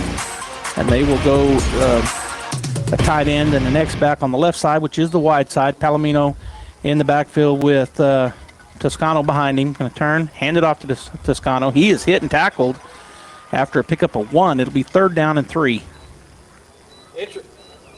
Oh, sorry. Don't want me to talk. Interesting, isn't it? I mean, they came out with Carrasco, which it looks like they may be going back to that, and went down the field and scored, and then they came out again with their regular offense and stalled a little bit, but here we go again with the big dog package for them. All right, so 3rd down and 3. Carrasco in the backfield in the shotgun. He's a little deeper this time. Snap is back. He's going to run that way. Bulldogs play it pretty good. He breaks the first tackle. He's not going to break the 2nd and 3rd. Loss of 7. It'll be 4th and 10. Yeah, they didn't switch that time. Bulldogs lined up. They were man-to-man, and they didn't do the shift to the other side, so we were lined up perfectly for that. And I tell you what, Grantham and number 23 for the Bulldogs, Miguel Soto, did a great job of tackling him. So 4th down and 10 at the Bulldog 25-yard line. And something's going on with the play clock now. It's just 0-0. It's not running. Maybe they hadn't been working or something. I don't know. So 5:17 and counting as they're going to break the huddle and go for it. Palomino in the backfield by himself. Trips to the right, which is the wide side of the field. Twins to the far side as Palomino looks over the defense. Snap is back. He's looking to throw the ball. Throws a little tunnel screen, and that's off, and it'll be a turnover on downs. Bulldogs first down at their own 25. Now, the Bulldogs knew that play was coming because I'm watching the safety thinking you got to back up. I mean, it's a long 4th down, and he comes up, and they try to throw that little slot underneath, and he was right there on that. He couldn't catch it anyway, but we read that perfectly, and we were ready for that play. So it'll be 1st and 10 as the Bulldogs will turn it around after the Bulldog defense does hold on the 4th down and 10 on the incompletion. So 1st and 10 for Artesia. We got an update. Lovington 20, Gadsden 19 in the 3rd quarter. So good ball game over there. All right, the Bulldogs again, empty backfield, quads to the near side, which is the wide side. They're going to bring 4. He's just going to run the ball. Is Casadas, and he's only going to pick up about, well, it looks like he got 4. Well, Coach Maupin's liking this set right now, running different things out of it. Looks like they have prepared to run this, quite frequently tonight as they have different plays out of it. That time, Casadas up the middle. So 2nd down and 6 for the Artesia Bulldogs. And, boy, their linebackers sold out as soon as they saw him come. They came up, but he just athletic and some decent blocking. He was able to pick up 4. All right, back to the double back set, 1 on either side of Isaac in the backfield. They're showing a corner blitz. They do bring 5. He's going to run the ball. His Carrasco is going to get around the corner. He does, and we're going to have a penalty flag in the back as he's to the 50, to the 40, to the 30, to the 20. Can they catch him? They cannot, but that's coming back, I'm afraid. Yeah, getting around that corner, and that's why you want Casadas running the ball right there.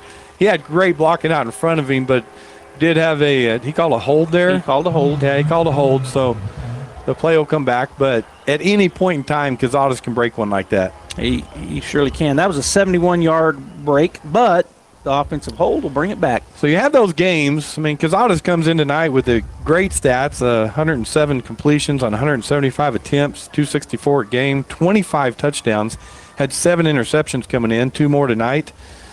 So just missing tonight, or penalties are really hurting us tonight right now, Joby. Plus the 2 turnovers, which is never healthy for you as an offense. I think that's... Did you just say that? Yes. I thought you said I misunderstood you. The 2 interceptions. I didn't hear it. I'm always repeating you, Robbie, I guess. Because you don't listen to me. I guess that's true. I'm messing with you. Second down and a bunch for the Bulldogs after the holding. 4:13 to go here in the first half. The long run was called back on that hold, so the Bulldog offense will retool here. They break the huddle, ball in the near hash. We're going to go with the pair of running backs in the backfield, a slot and a wide out on the wide side, one receiver to the near side. Isaac looks over the defense. They're going to show a corner blitz again. Let's see if they bring him. They do not. It's a handoff, and we're going to pick up about 3, maybe 4 yards on the carry. It's interesting. Keegan Nichols lined up on Kahn in the slot on that right side, offensive right side, and then he comes in for run, and number 16, Carrasco, goes over top of Kahn. So we'll see how the Bulldogs adjust that, because he's a good 10, 12 yards off of him. Yeah, there's plenty of room there just to stand up and throw and see what Kahn can do out there on that island. All right, it's going to be 3rd down and 13 for the Bulldogs. Isaac in the backfield has 2 running backs with him. He's going to hand it off to the short side of the field, and we're going to pick up out to about the 27, but it's going to bring up 4th down. Yeah, it's good running play. Had good blocking, could turn that corner well, but Bolaños was there, number 11, put a good hit on Galindo and took him down. So 4th down and 7 for Artesia. And right now, it's like he's leaving the offense out there. We'll see if that changes. But here comes the punt team. So 3:10, 3:09 to go. And the punt team comes out for the Bulldogs. Mayfield 7, Goddard 0 in the second quarter.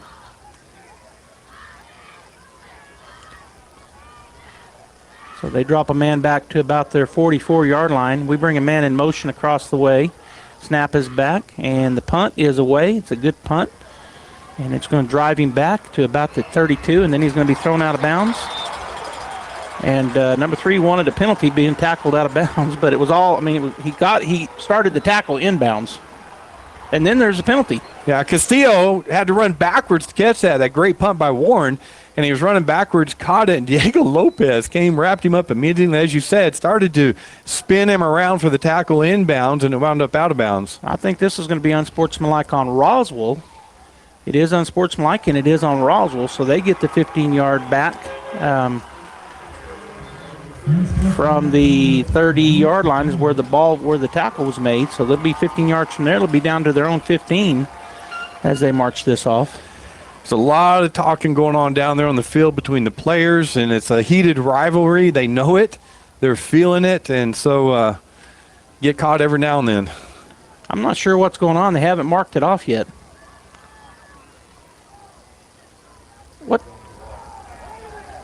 What happened? They did mark it off? Yeah, something needs to change here. They got to mark off the 15 yards. Now they're going to mark it off. Boy, they almost ran a play. Yeah, the fans weren't having it. I think the head official was going, something's wrong here, because we're getting booed. I was surprised no Artesia coaches were jumping up and down. I thought, well, maybe I missed it, because they weren't. All right, we're back ready to go. Bulldogs defense on, 22 in motion, going to turn. He's going to hand it off. Bulldog defense does a pretty good job there after a pickup of 3 to stop him right there. Yeah, again, a good job by the interior line by the Bulldogs. That's Robles and Orozco and number 99, Aguilar. So good job, because they pulled that backside guard and tackle again, but they stood their ground.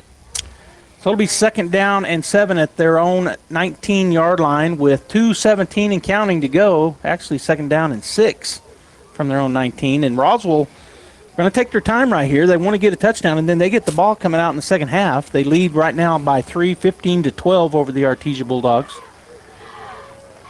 Palomino in the backfield. He has his running back right behind him in Toscano. Snap is back, turn, hand it off to Toscano on the right side this time. He breaks through. He's going to have the 1st down and more. Pickup of about 9 yards, 1st down. Yeah, Huffman and Villa on the tackle, but not before he picked up that first down. He gets a good head of steam going through that hole. Good running back. And there was a hole there. Bulldogs got blocked right at the point of attack, and he got into the second tier of the Bulldogs before he was touched. 1st and 10 at their own 28-yard line. They're going to go tight the same exact package, actually. Bulldogs have linebackers right up in those A-gaps again. Snap is back. Palomino's going to run to the right side, and chasing him is Johnson. He doesn't get him tripped up. He's still on his feet before he goes out of bounds. He got close to a first down. Yeah, it's interesting. We got those linebackers up there in that A gap, which we've done all year long, so Roswell's prepared for it. And as soon as that ball snapped, they're cutting them. They're just hitting their knees and cutting them so they can't come through there at all. He did get the first down. He got 10 yards on what looked like he was going to be a loss on the play, but he gets away from the Bulldog that was giving chase and picks up the first down. That was Johnson chasing him. Yeah. So 1st and 10, we're down to a minute 23 to go as he ran out of bounds, so the clock stopped. Roswell with the 15-12 lead over the Bulldogs. As they break the huddle, they're at their own 37-yard line. Palomino in the backfield. Now we got some whistles blowing, but I heard a bunch of whistles like they were going to stop play, but nothing's changed. Well, the official's pointing something out to one of the players. All right, so they're ready to go. Palomino in that shotgun. Snap is back. He's just going to run it all the way, and he kind of busts through on that left side and picks up about 4 yards. Well, I didn't think he was going to get an ounce, but he got a bunch. Yeah, that Roswell line is good, and that's been one of the weaknesses of our defense this year is stopping that power running game. We've seen it against other teams, and Roswell, I'm sure, has seen it also, and so that's what they've gone to right here. He picked up 5. It's 2nd down and 5 for the Coyotes as we go under a minute. Slotting a wide out to the near side. Palomino talking to his back. Toscano brings a man in motion, so now they got 3 on this side, receivers. Oh, and we're offsides. That'll be first down on a gimme as backside corner come into the backfield before they snapped it. Yep.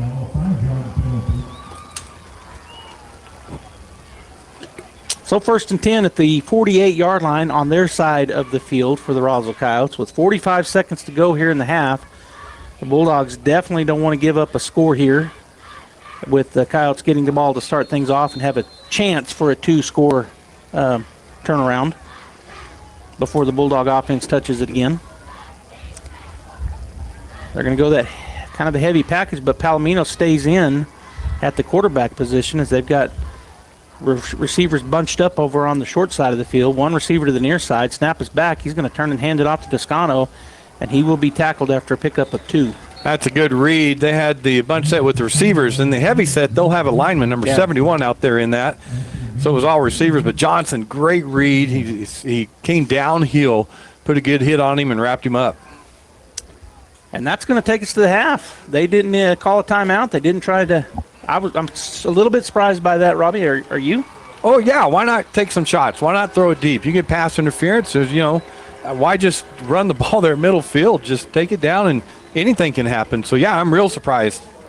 Well, both teams will head off the field. The half is over. It is 15-12 here in favor of the Artesia Bulldogs. I'm going to go ahead and take a short 30-second timeout, and then we're going to have the Artesia Bulldog marching band. So truck season is in full swing at Guy Chevrolet Company in Artesia. We've got APR starting as low as 0% for 36 months, or receive an unheard of 5.9% APR for 84 months plus $37.50 in bonus cash when you drive away in a 2024 Chevy Silverado 1500. But wait, I've got more good news. GM has just announced a 5.7% APR on all 2024 Chevy Tahoes and Suburbans for the remainder of the month. So don't delay. Get to Guy Chevrolet today on the corner of 1st and Main in Artesia or at guychevy.com. GM Financial APR available on approved credit.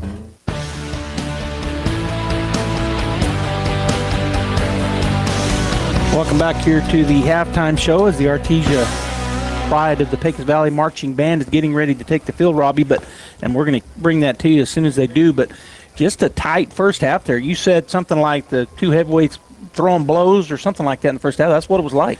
Yeah, and the coaches, I think, I'm not going to say that. They're doing a good job of coaching, but what we're talking about off the air, we've come out running these two different sets that we really haven't run all year long to an extent. We've seen them, but not consistently. Probably preparing for this just because these teams know each other so well. And Roswell knows Artesia well, so trying something different here in this district matchup. Roswell, again, they go in that heavy set, running the ball on us, so interesting to watch that first half. All right, so the marching band is ready to go, and we're going to turn it over and let you watch the band.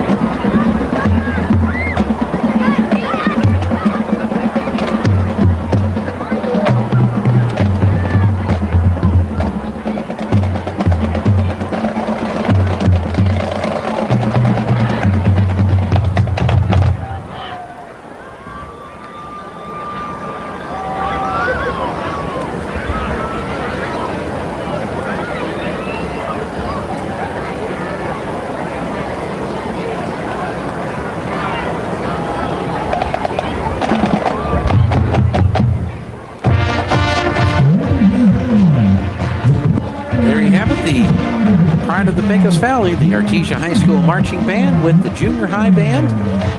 And they will be performing at the Cakewalk at the Art in the Park tomorrow, starting at 10 a.m. Tate Branch Fan of the Week interview. Hey, Artesia Bulldog fans, are you ready to unleash the spirit of victory this season? Tate Branch Auto Group is proud to stand alongside the Bulldogs as they charge onto the field, court, and track. Just like our commitment to delivering top-notch vehicles and service, your dedication and passion for the Bulldogs inspire us every day. Visit Tate Branch Auto Group today, either in person or online, because when it comes to supporting the Bulldogs, we're all in. Tate Branch Auto Group, revving up the Bulldog pride. Go Bulldogs! Welcome back to our Tate Branch Fan of the Week.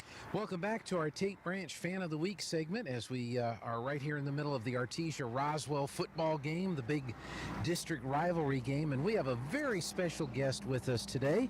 His name is Alfonso De Leon, Al, as his friends call him. Al, thank you for being our Fan of the Week. Thank you. Thank you for having me here. This is his daughter, Tita, so we might need a little help from you. Thank you so much for helping us out today. Thank you for honoring him today. Yeah, well, let's, Al, when did you move to Artesia? Do you remember when you became... I remember I was a kid, a young man. It was a young man, yeah. It was about 50 years ago. 50 years ago, yeah. Okay. Yeah. And I followed my wife's family over here. I'm from Texas. Yeah, from Edinburgh, Texas. And I follow my wife's family over here. Yeah. Okay. Gloria. Yeah. That's great. So we won't hold it against you that you're from Texas, but you're from Artesia now. Jeffrey's from Texas too. Yeah. So when did you start following the Bulldogs? As soon as you moved to town? As soon as I moved here, I'm an ex-football player for Texas. Yeah. I'm a football player from Texas, yeah. Okay. Did he play high school football or college football? High school and up to 3 years of college. 3 years of college. Okay. Play football. What do you remember what position you played? Defensive tackle. Defensive tackle. So how many sacks in your career? I don't remember. I remember kids who used to push me up to the line, and then they would push me whenever the game started. Okay. And why did they help you out like that? Tita, I think you were telling me that story earlier. What's the story there? Yes, I was. My legs were, I cannot understand, or I cannot say what my legs were. They were not, I could not walk too well. They were club-footed. That's right. I could not walk too well. I could not walk too well. Right. Yeah. And Daddy, how are you able to play football? What did the doctor tell your mom? The doctor made my mom promise that she would let me play football, and he would follow me when I was in high school. So the doctor that worked on your feet told your mom you get to play football, and so your teammates helped out and you actually got to play defensive tackle. Defensive tackle, yes sir. Defensive tackle. What they did is they actually would pick him up from the sidelines, carry him to the line, get him set up, and then as the play would start, he would do his job, and then at the end of that play, they'd come back and they'd set him up ready to go again. That had to be really intimidating to the other teams, right? It was. Yeah, they had to wait for me. Yes. Uh-huh. Yeah. Yeah, but I did it. Yeah. So you moved to Artesia, and was one of the first things you sought out the Bulldog Bowl? Bulldog Bowl. Yes, I did. And I went to the game right away. As soon as I get here, I went to a Bulldog game. Yes. What was it about the Bulldogs that got you hooked? What did you really like? The kids play together. They play with each other, and they play together. That's great. And I think over the years, didn't you help out a lot of kids and became a friend of a lot of kids? Yes, the years went around. I went in and helped the kids play football, and the coaches too, and tried to push the kids once in a while. He was in the quarterback club for quite a few years. Okay. I was in the quarterback club for several years. Yes. I was in the quarterback club for several years. Yes. Okay. Do you remember any of the students that you were quarterback dad for? I'm sure a lot of them come back and say hi to you over the years. Yes, but I don't remember them. Yeah. But I can see them. When I see them, I know who they are. Yes. Yeah. And they remember you, don't they? Yes, they do. They do. Yes, they do. They remember me. Yes. Yeah. Now, one of the greatest stories that I've heard, you'll have to confirm, is this true? You were trying to go to the Bulldog Bowl to watch a football game when Lovington was in town, and you got into a little accident? Yes, I was going to across the street to go to the football game, and a car came and hit me when I was going across the street to go to the football game. Yeah. So the car hit you, yes, but you couldn't get up and move, could you? Well, I could not get up, but I could move with my legs. Yes, I could. After a while, I had to have a kid take me with me. Yes, but I would not go to the hospital until I got into the stadium. But then my boys just took me to the hospital. When you got into the ambulance, yeah, when I got into the ambulance, you had them put the game on. Right. I had to I asked him to put the game on in the hospital. All right. And so do you remember what year that was? Oh, my goodness. That was 30 years ago. 30 years ago. Yes, so sir. was that Jim Wilburn doing the play-by-play? Yes, it I was. believe so. Yes, sir. Yeah. Wilburn. Yeah. Yes, I believe so. And what he was upset about is that he couldn't get up on his own. He was upset because nobody would help him up. Right. Because he had a game to go to. That's right. And so that's where the story comes from, is that not even getting hit by the car would keep him from a Bulldog game. That's right. He got to listen to it. And you probably remember Jim Wilburn. He kind of had a famous phrase, didn't he? Yes. Yeah. Yes. Something about that, my friends, is just... Friends, yeah. Then my friends, yeah. Is another Bulldog touchdown. No Bulldog touchdown, yeah. Yeah. Yeah. Did you ever travel on the road to watch the Bulldogs, or mostly home games? Mostly home games, yes. Well, with my brothers, I have 3 brothers. 2 of them played football, and anytime there was a game, he did not care what he had to do. He was there. He was there. He was there to support them. And I have 2 brothers. My oldest brother played football from 79 to 81. Okay. My brother Chris, who is the brother that takes him to every home football game. Thank you, Chris, for that. He played baseball. Okay. He played baseball from 81 to 83. And then I have a 3rd brother. His name is Tony, but he went by Mark in school. And he actually, I spoke to him today. He said he actually started playing football for the Bulldogs in 6th grade when they started them up and they started working with them, and he played all the way up till he graduated in 86. Yeah. So when you took the kids out to dinner, or when you see kids today, or even adults, what do you tell them about Artesia football, why it's so special? Well, they were the champions all the time. They were the champions. Artesia Bulldogs were the champions all the time. Yeah. And you got to be a champion, right? Yeah, got to be a champion and do what they have to do. Yes. All right. Now, you notice you have your walker here, and there's a horn on the walker. What do you use the horn for? When I'm going to the football games, and there are people in front of me, and I want to go across from them, I'll honk my horn. Well, can you show us how you do that? Yeah, right here. All right. Yes, that's it. That's my horn. Yeah. Also at the game. When we make a touchdown, our teacher makes a touchdown. You know, I think I've heard that horn after the touchdown. Yes. That's fantastic. Yes. Well, Al, we have a couple of special gifts for you.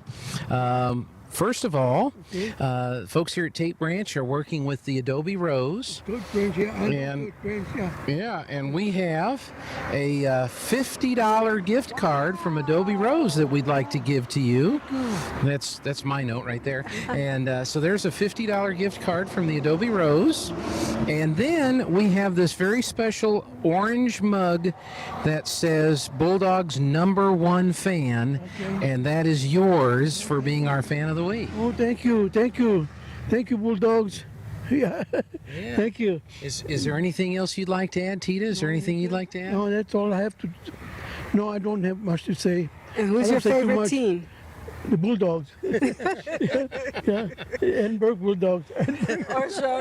He played in Edinburgh Bobcats for Edinburgh Bobcats when he was in his youth. Okay. So hopefully their colors were orange and black and white.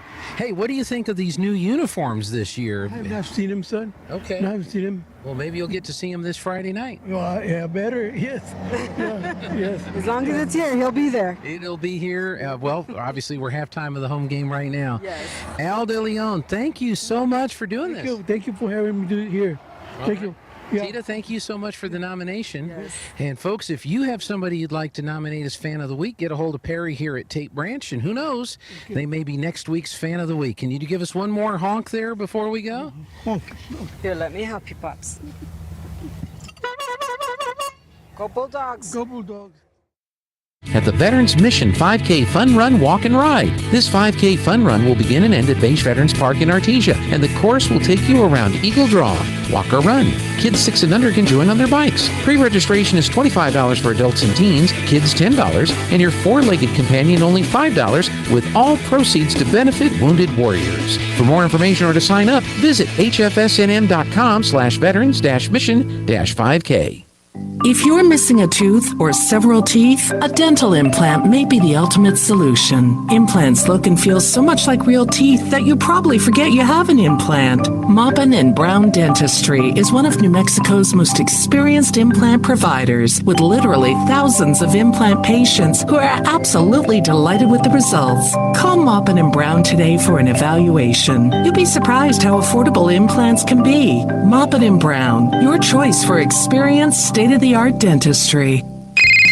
Hey, Robert, I'm your designated driver tonight. Pick you up at 7. Sober driving today keeps others alive tomorrow. Designated driver. Never drink, then drive. This message from the Eddy County DWI program. All right, welcome back here to Bulldog Bowl. I was in what has turned into a rainy night. The meteorologist got it right, Robbie. They said it might rain, and it has been. It started at the beginning or the end of the first half, just kind of sprinkling a little bit. You saw it in the lights up there. And then about halfway through halftime, it started pouring pretty good. And now it's backed off again. Doesn't look like it's coming down near as hard, just a sprinkle, but it's still wet down there. All right, Bulldogs are kicking off into the wind, and here's the kick. High pop fly, and they don't call a fair catch. Bulldogs have a great opportunity, and we have it. First down for Artesia at the 34-yard line of the Coyotes. Both the Roswell defenders thought the other one was going to catch it, and so neither one of them went after it. It hit the ground. It bounced backwards, back towards the Bulldogs coming down the field, and Marco Soto grabbed that, fell on the ground, and rolled out of bounds. So Artesia ball. And we needed that kind of a break here to start things off, just because we did. So 11:56 to go in the third quarter. Bulldog football as Isaac Casadas goes into the huddle to give his team the play. Coyotes lead 15-12. And we're going to come out in our standard A formation look with Galindo to the right of Isaac. So Frankie and Isaac in the backfield. Snap is back. They bring a bunch. Isaac's going to turn and get up the field. He's on the horse. He's going to score, Robbie. No flags down. Touchdown up the middle. Isaac Carrasco. Well, there's your Casadas. There's your adjustment at halftime. Come back in a regular standard A formations. Twins right, twins left. They were man-to-man coverage. The safety was about 8 yards deep. Great blocking as Casadas was never touched. Ran it right up the middle, and he showed off his speed there, Joby. He really did. As he did kind of what happened earlier to us with their quarterback. That time the Bulldogs did it. We're going to swing out of the swinging gate. The score now 18-15 Artesia. So the turnover on the kickoff in one play, big rush for the Bulldogs, and now we'll see if we can kick it through into the wind and the rain blowing that way. Snap is back, hold is good, and boy, Dominguez is just good. He puts it through like there was no wind. All right, with 11:50 to go here in the third quarter, 19-15 Artesia. Sometimes that dog barking is an Artesia Bulldog preparing for victory. Most of the time, however, it's probably just the family pet asking for attention. Artesia Animal Clinic provides a full range of services for just about any size pet or animal. Our new clinic has been expanded to provide better quality of care, including an in-house laboratory, radiology, surgery, herd health, and more. So the next time your pet looks like they could use some extra care, come by Artesia Animal Clinic in our newly remodeled and expanded facility at 110 West Mahone Drive.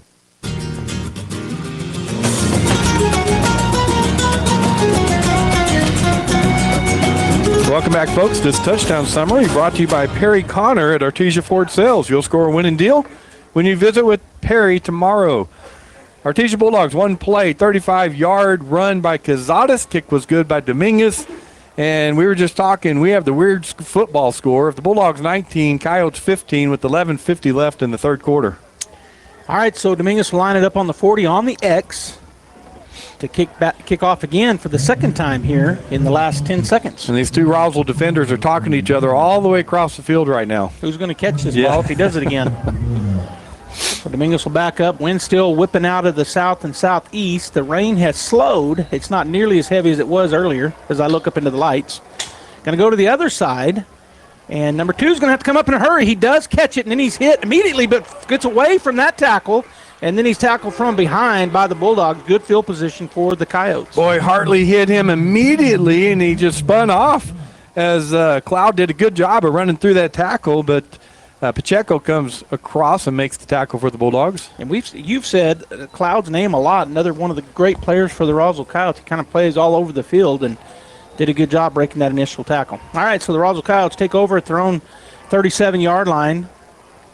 As number 3 goes into motion, he's going to go over there and be a slot. Palomino will give him time to get over there, and that's Castillo. Snap is back, looking to throw it. He's going to throw the out route, and that's going to be caught. Boy, good job there by Castillo.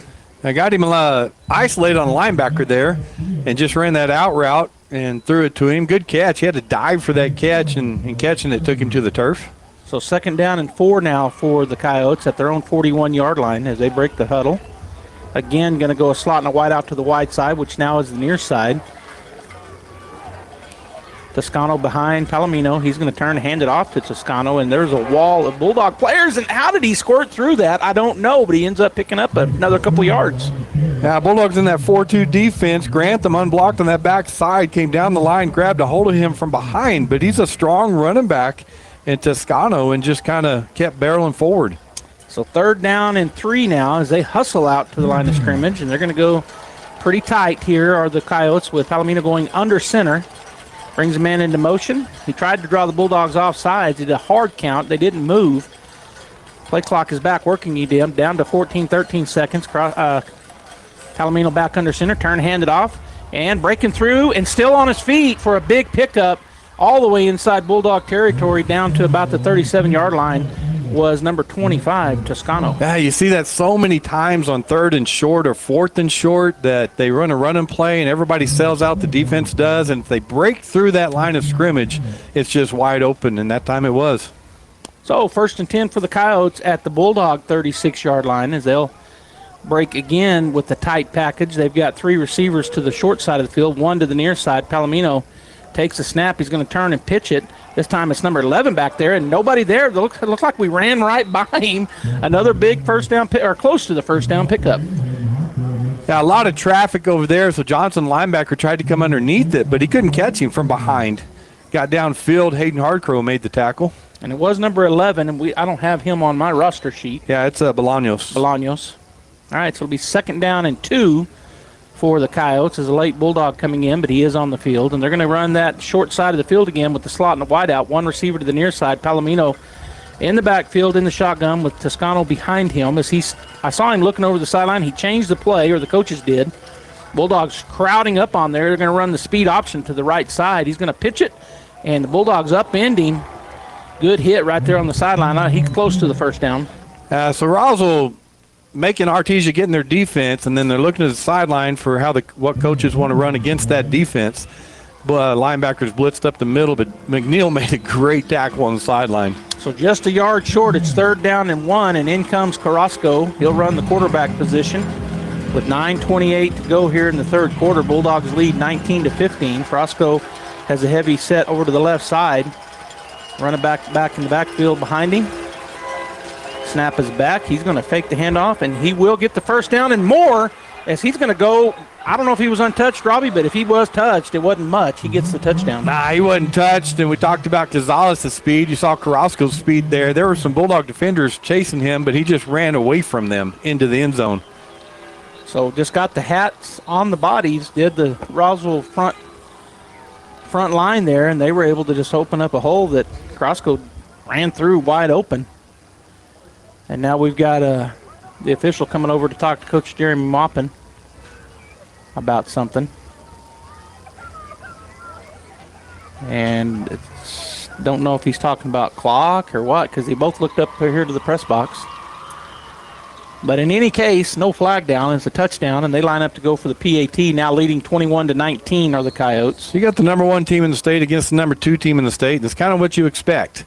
You know, as a Bulldog fan, we don't like it, but they're just trading touchdowns here to start off second half. All right, so they're waiting on the snap. It is back. Good snap. Hold is down. Kick is up. And the kick is good. So with 9:26 to go in the third quarter, 22-19, Roswell will be back.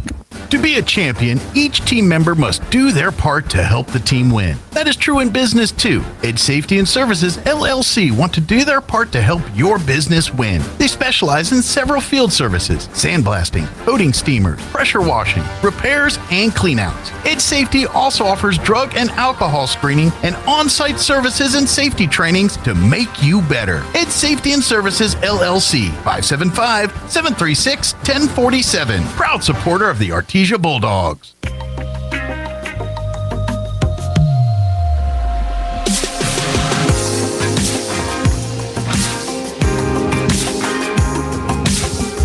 Welcome back here to the Bulldog Bowl. This touchdown summary is presented by Robbie Burgess from Artesia Ford Sales. You'll score a winning deal when you visit with Robbie tomorrow. Roswell took 6 plays to go 63 yards, 27-yard touchdown run by Carrasco. Kick was good. Roswell takes the lead back 22-19 with 9:26 left in the third quarter. All right, so their kicker lines it up. That is number 15, Francisco Lara, on the 40-yard line on the X. And we'll see where he goes with it. I doubt back to us to run the starburst, although he's got the wind. Nope, it's going to be a little pooch kick, and it's going to go over the head of the first guy. The second guy picks it up for the Bulldogs, and he'll struggle forward out to about the 36, maybe 37-yard line. Bryce Parr again just coming up and fielding the ball well off the bounce and just picking up what he can. I didn't know if he might kick it deep with that strong wind behind him, but Coach Lynn does not want to risk that starburst. So I'm looking up in the lights, and there's just kind of it looks like maybe there's just a mist now, if anything. So the rain kind of came heavy there at half, and then it's backed way off. Yeah, no umbrellas are out either. Yeah, so the strong wind, so yeah, probably not even a mist anymore. Strong wind continues. Bulldog first down at their own 37-yard line on the near hash, slotting a wide out on either side. Galindo to the right of Casadas in the backfield. 4-2 defense up for the 4-2-5, and they get them offsides. So that'll be a first down and 5 for the Bulldogs. Good hard count. Yeah, back to that 4-2 defense. Their press coverage on the wideouts with Carrasco 20 yards deep at safety over the ball. So, again, just playing center field, trying to keep the Artesia from throwing that long ball. Moves us up 5 yards. First down and 5 at our own 42-yard line. Same A formation. Frankie to the left of Isaac in the backfield. Snap is back. Going to run speed option. Pitch. Galindo looking to get around that corner. He cuts back inside, and he looked like he kind of slipped, pick up about 4. That's where that turf came in. Carrasco came up from safety. Galindo tried to plant and cut back inside, and his feet went out from under him. So probably wet turf there. Second down and 1 for the Bulldogs. Ball now on the far hash at their own 46-yard line. 9 minutes and counting here in the third quarter. Roswell 22, Artesia 19. Back on either side of Casadas in the backfield, a slot or a up on the line. They've inverted over here. There's 2 receivers on the wide side. Now coming in motion is the wide receiver. He'll cross in front of Casadas, stepping back to throw it. He's going to throw a deep out route. It's going to be caught. He stayed in bounds. Hope he stepped out of bounds. Tried to stay in bounds, but big first down pickup. Well, that was tipped. After he threw it, there was a lineman right in his face, and he threw that, and it got tipped at the line of scrimmage. Kahn did a good job of adjusting and making that catch and staying in bounds. So first down for Artesia at the 39-yard line of the Coyotes. They flop back over to the near hash this time as he threw that across the field on a kind of a deep out route. And as you said, it was tipped, and so he had to kind of slow down for it, I guess, but good pass getting through that tip. All right, a pair of backs, one on either side of Isaac in the backfield, slotting a wide out to the far side, and they are in single coverage. Turn and hand it off. Roswell comes flying through there, and we're not going to get back to the line of scrimmage. That'll be a loss of 1. Now, Roswell doing a good job getting off of our blocks or getting off the blocks quickly.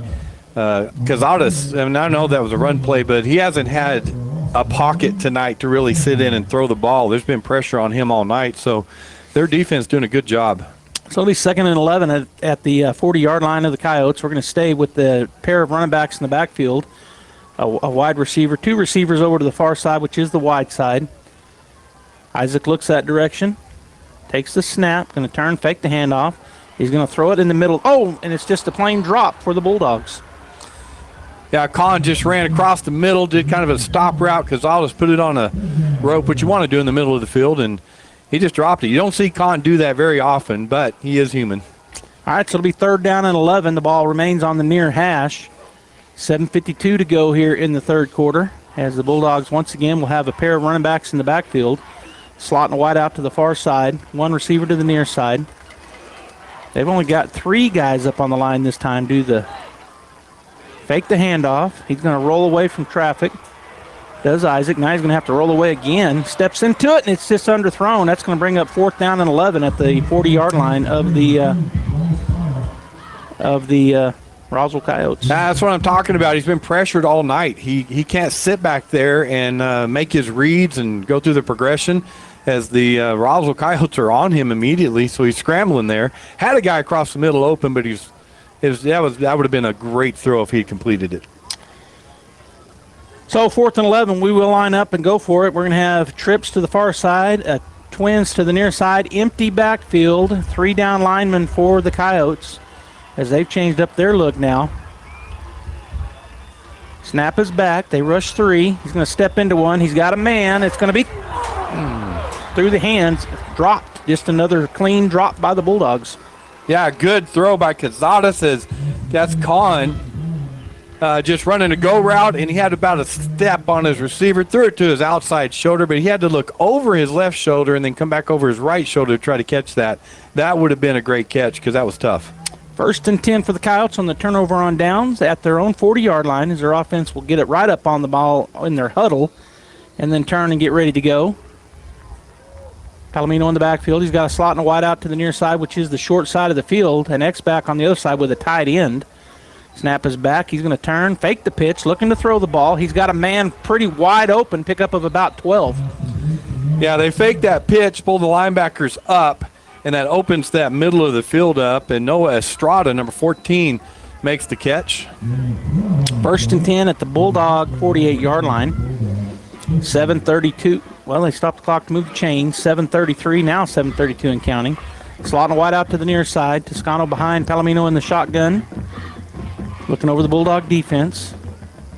Man in motion. Snap is back. Going to turn, hand it off to Toscano. He's hit immediately by Johnson in the backfield. That's a tackle for loss. Who created that was Huffman. Huffman comes on the blitz, so the lineman has to pick him up, and that freed up Johnson. Nobody blocking him. He comes up and hits him and makes the tackle. So it'll be 2nd and 11 now for the Coyotes as the clock continues to click away. Coyotes lead the Bulldogs 22-19 here in the third quarter. As they break the huddle, they'll have a slot and a wide out and an X-back to the left side.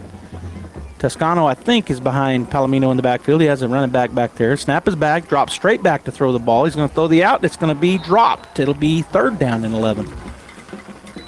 Yeah, so passing game really not Roswell's strength. We can see that they've thrown 1 or 2 deep balls, but they're trying to just keep Artesia honest with the short passing games. All they're doing, they've been able to run the ball pretty much at their will when they want to an extent, but I just, not impressed with the passing game. I don't know about you. Well, it'll be 3rd down 11. They may try to throw it again, or they may try to run it. They're going to go an empty backfield, but that doesn't mean that Palomino doesn't take off on a draw.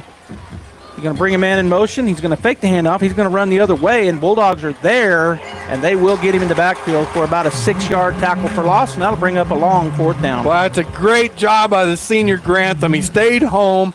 Palomino's a great open field runner, and he was able to break down, wrap him up, and take him down. So great job by Grantham. So it'll be 4th and long at their own 44-yard line. 4th and about 18 as the Coyotes will send out their kicking unit. They had an offensive lineman go down. He's up and kind of gimping off to the sideline. Hopefully he is okay. It's number 79, Isaiah Trujillo. So hopefully that young man is okay. They line up in the punt, and it is Carrasco, their punter. Back for the Bulldogs is Campbell. Yep. So waiting the snap. Snap is back, and the kick is away. And he's going to let it bounce and then pick it up. He'll make up. He's unable to get by the first man. Great open field tackle out there by the Roswell Coyotes. Yeah, he did a good job of fielding that off the field, off the ground, off the turf, so it doesn't keep rolling because he got it about the 15-yard line. So good job by McNeil. Keegan Nichols, great coverage down the field, great tackle on him. All right, so the Bulldogs have the ball again here for the third time here in the second half.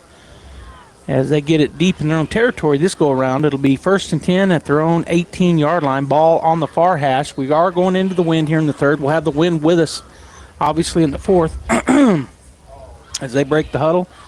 And we're going to have a pair of running backs in the backfield once again for the Bulldogs, so one on either side of Isaac as he looks over the defense of the Coyotes. Back in their 4-2, we're going to run a little veer kind of a run there, and it doesn't go anywhere. In fact, lost a yard or two. Yeah, we called a crossbuck back in the day. First running back goes across the quarterback's face. You fake it to him, and then you hand it to the guy coming back the other way. Just a misdirection, pull guard, and that just didn't work. Roswell played it well. But there was not a personal foul, but a unintentional face mask. So on the defense, so that'll be 5 yards, I believe, and it'll remain first down. I'm not sure why. I was going to say, I'm not sure why they were talking to the Roswell guys were all asking them. We're saying, hey, we didn't do that. But that's the call. So it'll be 1st and 5 now for the Bulldogs with 5:37 to go here in the third quarter. Down by 3, 22-19. As the Bulldogs break the huddle, going to go back to the standard A formation look. Galindo to the right of Casadas in the backfield. Roswell walks up a corner or a linebacker on that outside. Man, that would have been going for a minute maybe, but I guess he felt pressure and had to get rid of it soon. It was a screen to the left. So 2nd down and 5. Well, 2nd down and 7. I guess I didn't understand the rule. I don't understand the rule because they marked it off from the spot on the face mask. We had lost 3. 2nd down and 7 for the Bulldogs. Back in our standard A formation look. They're crowding up on the line are the Coyotes. They're going to bring them too. He's going to get away from them and get it to the screen, and then he is blown up. Carrasco came flying forward, and that's another, I think, loss on the play. Yeah, so every team has tendencies. What you do on 1st down, 2nd down, 3rd short, 3rd and long. And Roswell saw that coming all day long. That was a screen over the middle to Galindo. Carrasco was ready for it from his safety position. He was looking for it, and he came up and laid the wood on Galindo that time. Great play by him. So it was a loss of 2. It'll be 3rd down and 9 for the Bulldogs at their own 19-yard line, going under 5 minutes to go here in the third quarter. Trips to the wide side, far side, one receiver to the near side. Frankie to the right of Isaac. Now he sends him out of the backfield. Snap is back. They're going to rush 3. Isaac steps up underneath pressure. He's going to try to push away from one guy. He does. He's going to step inside of another. He got close to the 1st down. In fact, he got it. And I'm sitting here going, that's been our biggest weapon tonight is him running the ball. And so I don't know if that was called, but he just felt pressure again, and he came around this right side, stiffed arm one guy that would have tackled him short and was able just to get there for Noah Lynn, came and made the tackle. So it'll be 1st and 10 at the 28-yard line for Artesia as Isaac will go back into the huddle after getting his play on the sideline. 4:45 to go in the third quarter. Down by 3 are the Bulldogs, 22-19. Ball on the near hash. A formation look. Roswell going to cheat up with their linebackers again. So their press coverage with a deep safety. Man in motion. Snap is back. They bring 5. He's going to have to get away from traffic, which he does.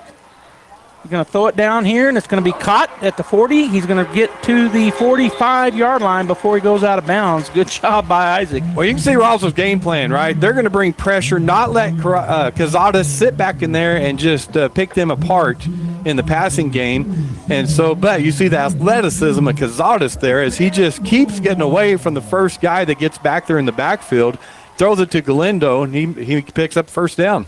Yeah, he did a good job because he didn't just take off running. Once he broke that tackle, he looked and found a wide open Galindo on the sideline, and he was able to get about 11 yards. All right, a formation look again. Glendo to the right of Casadas in the backfield, ball in the near hash. And they get them off sides again. Good hard count. It'll be 1st and 5. We got an updated score, and that is Gadsden 32, Lovington 28. And they're in the 4th. Did he tell you? 4th quarter? Yeah, 4th quarter. All right, a formation look again. Frankie to the right of Isaac in the backfield. Snap is back, straight drop. He's got him coming down on him. He's going to throw a screen to the 50, to the 45, still on his feet, down to the 40. Another first down pickup for the Artesia Bulldogs. And that's the way you combat it. They knew the tendency last time, but that wasn't a tendency this time to run the screen on that first down. And so, well, it was second down, wasn't it? No, it's first down. 5. Yeah, Yep. so that broke a tendency, so they weren't ready for it, so we pick up another first down. All right, we're on the 40-yard line of the Coyotes with 4:25 and counting here, 22-19 Roswell. Bulldogs will stay in their base formation, a slot and a wide out on either side. They're really spreading them out on that far side, Robbie. That brings Carrasco over, so no deep safety this time. Snap is back, going to turn and hand it off. Glendo is going to spin away from the first wall, but he's going to pick up only 1 yard, which really was pretty good with how they had a defense. It was, and what they're doing, they're inverting. Keegan Nichols comes off the slot. Diego Lopez comes onto the line of scrimmage, and Nichols picks him up over top. And Glendo would have spun out of that, but Nichols was right there to make the first hit. All right, so we're down to 3:45 and counting. The Bulldogs break the huddle. 2nd down and 9 after the pickup of 1. Again, our base formation here, a slot and a wide out on either side.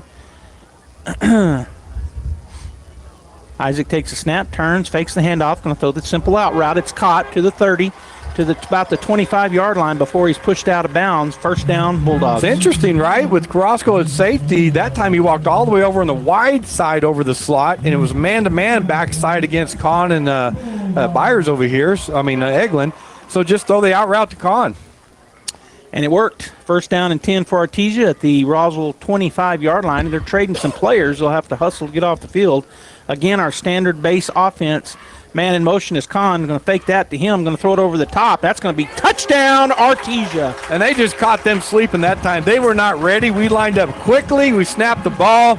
They were still trying to get set, and Eglin goes in for the easy touchdown. It's a great read by Cazares to see that, recognize it, and touchdown Bulldogs. That was great. That was fun. That was beautiful. 25-22 Artesia. They take the lead back by 3 in the swinging gate. We're going to come out of it. We're going to swing to it, and he will get in. We'll get the 2-point conversion. I think that was number 25 for the Bulldogs. That's Diego Lopez. And I tell you what, just do away with all the other things we do. Run the regular swinging gate, right? Snap it to the back behind all those linemen and get a push into the end zone. And it works. All right, so 27-22 with 3:21 to go here in the 3rd quarter. Artesia with the lead. We'll be right back. The Artesia Police Department wants to remind you to lock up your vehicles, take your keys with you, and never leave valuables in your vehicle. If you're looking for a rewarding career in law enforcement, the Artesia Police Department is looking for you. The department is currently hiring certified and uncertified officers. Take advantage of a great retirement plan, paid leave, and medical benefits. Apply in person, online, or call 575-746-5000 for more information. The Artesia Police Department is an equal opportunity employer. And please always remember, don't drink and drive.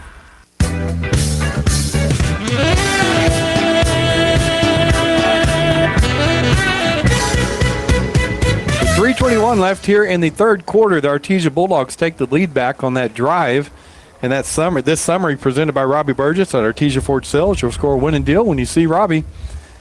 Artesia took 9 plays to go 82 yards. 25-yard touchdown pass from Cazares to Eglin. 2-point conversion was good by Lopez. The Bulldogs 27, the Coyotes 22. Okay, so lining it up on the X into the wind will be Dominguez, our kicker. And with 3:21 to go, as Robbie said, let's see how he kicks it this time. So we got a final score. Gadsden defeats Lovington 32-28. All right, here comes the kickoff as Roswell's ready to go. Kick is going to be deep this time, high in the air. It'll go to the back man. He's going to catch it at the 10, even into that wind. The Bulldogs' coverage is great, and they get him down at the 19-yard line. That's number 94 for the Bulldogs. So Sanchez has to wait. Dominguez kicked that really high and deep. And he caught that ball. And Riley Kelly comes flying down the field and makes a great tackle on him. Yeah, it's a thing of beauty. 1st and 10 at the 19-yard line for the Coyotes. The Bulldog defense right here. This is the separation point right here. Bulldogs need to hold them and then get the ball back and get another touchdown. So that's what we'll look for, as the Coyotes will obviously look to do something different than that. They want to score. All right, so Palomino in the backfield. He's got his running back behind him as they've been running out of their base offense. A slot and a wide out to the wide side. Snap is back. Looking to throw. Bulldogs bring a ton of heat, and he has nowhere to go, Robbie. He's sacked for a huge loss. So you're going to bring the heat? We are too. Grantham's back there. Aguilar's back there. Huffman's back there. And Johnson's back there for the Bulldogs. So what a great sack by the Bulldogs. When it's time for a new truck, don't get sacked. You get a great deal from Raul Rodriguez at Artesia Ford Sales. So all the way back to the 12-yard line. Roswell does have a man down, so they're going to check him out and make sure he's okay. That's the running back, Toscano. And so Bulldogs just came with about, it seemed like 12 guys, but they couldn't have been because they had some guys in coverage, plus you only got 11 on the field. But, man, just kind of overwhelmed the offensive line for the Coyotes and he had nowhere to go. He was trying to think, what am I going to do here? And he just kind of faded backwards. Well, he couldn't. There was 4 guys coming, so he couldn't roll right, roll left, and because he tried to, right? He tried to spin and go one way, and there was nowhere to go. So great call. Just great pressure by the Bulldog defense that time. That was a loss of 12 on the play, and it is Toscano, as Robbie said, and they're helping him off. So hopefully he is okay, can shake that off. Maybe just tweaked him or something. But 2:55 to go in the third quarter. It's going to be 2nd down and 22 all the way back at the 8-yard line of the Coyotes as they are helping Toscano off, and their offense is coming back onto the field. The Bulldog defense on the field as well. Palomino giving his guys the play. Number 24 is the running back. So that's Duran, Rendon Duran will be behind Palomino, and the Bulldogs again showing a blitz. Let's see if they bring it or if they bounce out of it. They do bring it. Bulldogs, woo, and big hit by the Bulldog. Another loss. He got the ball away, Robbie, but wow, good defense. Well, he had to hit the hot route, which is Nathaniel Lujan out there in the flat, and Harcrow came flying up and made a huge hit and tackle at the 3-yard line. So another loss, tackle for loss. It is now 3rd down and 26 in the shadow of their own end zone. This is where you want to put the hammer down. Robbie, do not give up the first down here. Just go get them. Yeah, and you see Nichols coming in at wide receiver, so watch number 7. All right, they're going to stay in their normal-looking offense, a slot and a wide out, and then a wide out to the near side as Palomino backs up. Bulldogs again showing the blitz. Bulldogs in a man-to-man across. He's going to step and throw a deep pass. Bulldogs have it played perfectly, and it's going to be knocked down, 4th down and 26. Yeah, line Nichols up there on that right wide out and just ran a go route with him, but McNeil was not fooled on that at all, and he had the depth, and it was out of bounds anyway. He tried to make the interception, but good defense by the Bulldogs. 4th down and 26. Are they going to come after him, or are we going to fall back and get a good punt return as Roswell hustling to get people on the field? Snap is back. Kick is away. It's over to the right side, and it'll go out of bounds over there, so it'll be great field position for the Bulldogs. So you called it before that. This is where we need to stop them. This is where we need to get the momentum after that, or keep the momentum after that touchdown. So, and the Bulldogs did exactly what you said. They went backwards that whole series. Yeah, that is the I can't think of the word I want to use. That's the epitome of stopping them. Every play was a big loss. Yes. All right, so it'll be 1st and 10 for Artesia at the Roswell 44-yard line as Casadas got his play on the sideline. He's heading out to the huddle now as the play clock has started, but plenty of time. Ball on the far hash.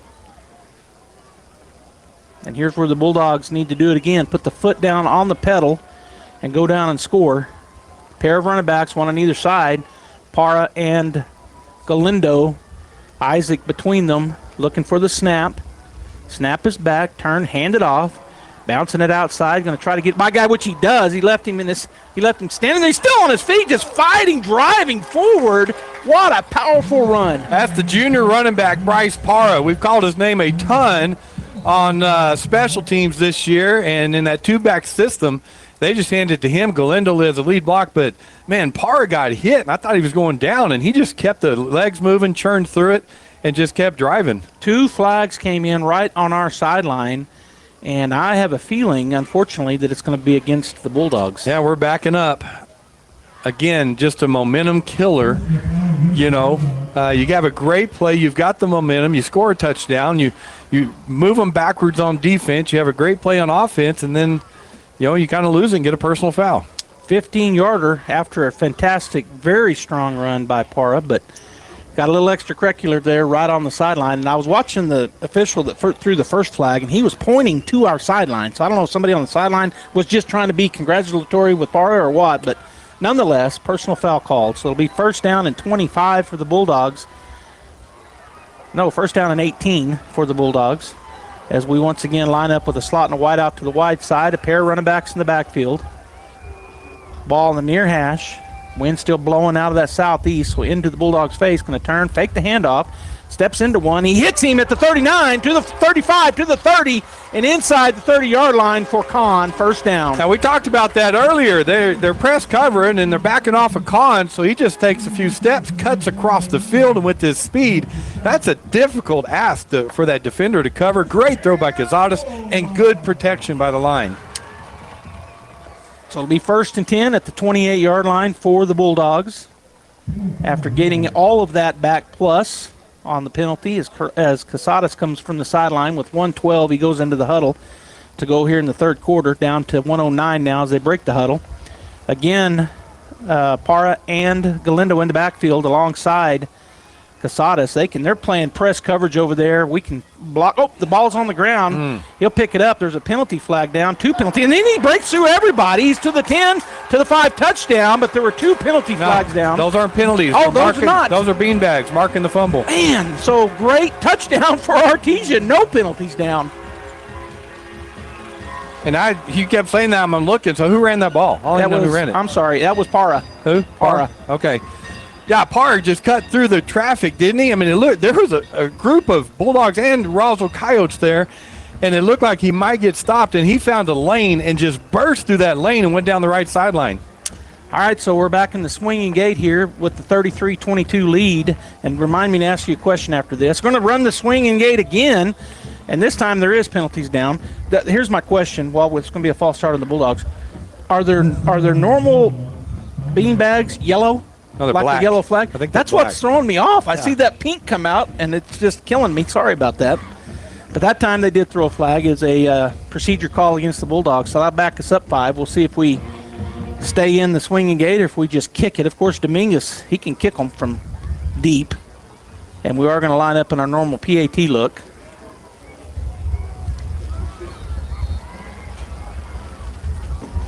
What a great answer by the Bulldogs there. Great defensive stand and then a great offensive play there off a fumble.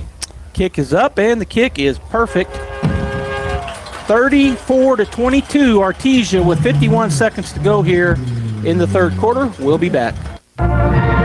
With a deep heritage in oil and gas, Abo Empire is focused on safe and effective energy development in New Mexico. We will continue to make strategic investments in this industry to promote the economic and environmental well-being of our company, our partners, and our communities. We are continuing the Yates tradition. From John Yates Jr., Cynthia Yates Price, and their families, we are your partners in the community and proud supporters of Artesia Bulldog and Lady Bulldog sports.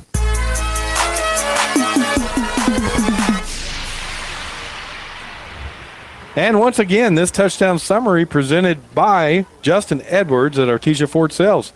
You'll score a fantastic, absolutely magnificent winning deal when you visit with Justin. Bulldogs took 3 plays to go 44 yards. 27-yard touchdown run by Parra. Kick was good. Artesia Bulldogs 34, Roswell Coyotes 22. 51 seconds left in the third quarter. And I'll say this, I ruined that fantastic run because I said there was a penalty down and we didn't get to really call it. But what a great run. Good blocking. It was a big crowd, and he just burst through it and shot out of there, like I said earlier, like a gun, bullet out of a gun. Here's the kick. It's going to be high to the left side. They're going to have to come get it, which they do. They catch it and immediately hit and tackled by 4 Bulldogs, or three or four of them. Yeah, McDonald's one of the first ones there for the Bulldogs, and now we got another flag, and Roswell's clapping like it's going to be on us.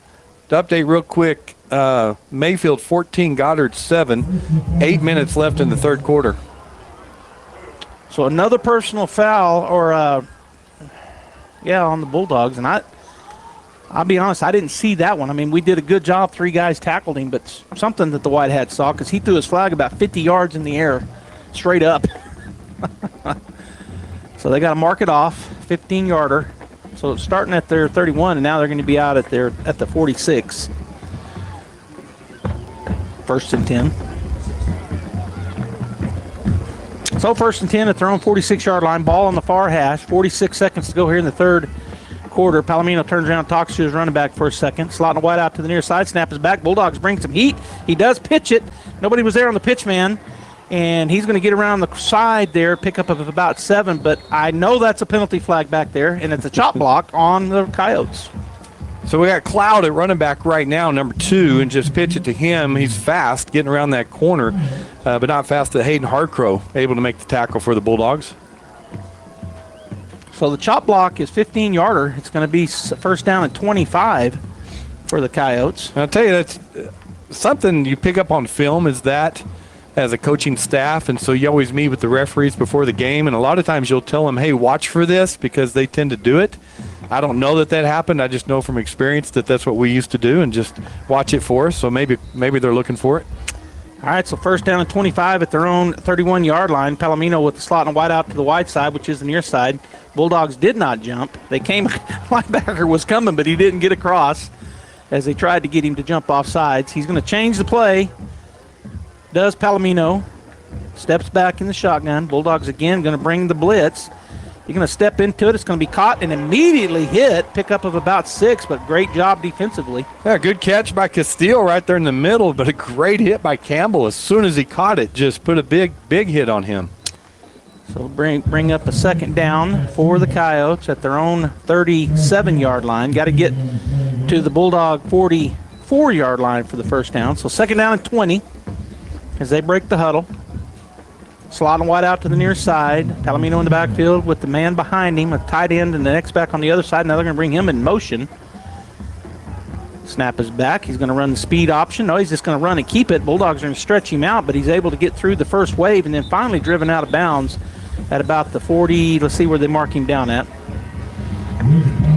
That'll end the third quarter. It looks like he got back to the original line of scrimmage. So it'll be third down and 10 for the Coyotes. We're going to go ahead and take a... What happened here?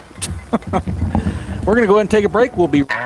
Kane Electrical Supply is your #1 distributor when it comes to the top-of-the-line inventory. Kane Electric carries name brands such as Appleton, Burndy, Fluke, Cooper Lighting, Hoffman, Phillips Lighting, iDeck, Klein Tools, and Square D. Kane Electric has your professionals and will assist you with any information you may have on electrical supplies. Kane Electric delivers on location too. Come by Kane Electric today in Artesia at 1911 North Roselawn. Hey, Robert, I'm your designated driver tonight. Pick you up at 7. Sober driving today keeps others alive tomorrow. Designated driver. Never drink, then drive. This message from the Eddy County DWI program. All right, welcome back here to Bulldog Bowl. It's going to bring up a third down and about 9 for the Coyotes. If you've ever been mad at a computer and wanted to just throw the computer, you know how Joby feels right now. I'm like a fragile flower, Robbie. I'm a tulip. I wasn't one to throw anything. Third down and 9 for the Coyotes as they flop sides on the fourth quarter start. And they're now going into the wind. Palomino in the backfield. Bulldogs are going to bring a ton of players. He's going to step and throw it, but the Bulldog defense is there. Did he catch that? He did catch it, and they're going to call pass interference, I think, as well, but good catch by Roswell. That was a great catch by Matt Castillo because there's a Bulldog defender right there, and actually they're going to flag him for getting there probably a little bit early. So he went high in the air, caught that ball, went down and hit the turf. Cuellar, number 24, is the defender that was there. Personal foul face mask. That I didn't see. I didn't see that at all, and I was watching it through binoculars. I know, and so that's going to tag on 15. Well, they threw it at the point of the Well, okay, so first down all the way down to the Bulldog 20-yard line. Must have been pretty blatant. It was a 15-yarder. Yeah, and blatant enough for us both to miss it. Yeah. First and 10 for the Coyotes at the Bulldog 20. Palomino in the backfield, the running back behind him, going to turn, fake the handoff. He's going to roll out and throw the pass. Boy, they got a good block over there, 2 of them. He's going to pick up a first down and more. First and 10 inside the 10-yard line. That was well designed. It's number 17, Luke Lynn. Went to block Grantham and then released him. Grantham comes after the quarterback, and then they just dumped it off to Luke, and he went down that left sideline. So well designed. So it'll be first and goal at the Bulldogs 7-yard line. As they're getting guys off the field and on the field, the Bulldogs are in trouble here in terms of defense here. But they get them moved. Now they're going to swap sides. The Bulldogs swap sides with them this time on that big heavy as Carrasco in there. And the Bulldogs play it perfectly if they can get him down. And they're going to drive him down with about 6 Bulldogs hats on the ball. And there's the adjustment we were talking about. First half, they would motion. We wouldn't adjust. They'd have us outnumbered. And that time the Bulldogs adjusted to it. And Grantham, first one there to wrap him up and did not let him go. So that backs them up, loss of 4. It'll be second down and goal at the 10-yard line with 11:18 and counting to go here in the ball game. 34-22 Artesia, but Roswell knocking on the door. Yeah, Palomino's going out to wide receiver. So Carrasco stays in at running back. He backs up. Let's see if they swap sides again. The Bulldogs will swap with them probably if they do. They do not. He's going to turn and run the counter. He's going to be hit, but he runs right through, just arm tackle after arm tackle, touchdown, Carrasco. Yeah, and that's that one they scored on in the first half, too. It's just it's a counter, really. He fakes to the running back to an extent like he's going to the right, and then he patiently waits for his line to come and make the blocks on the left, and there's a huge hole there for him.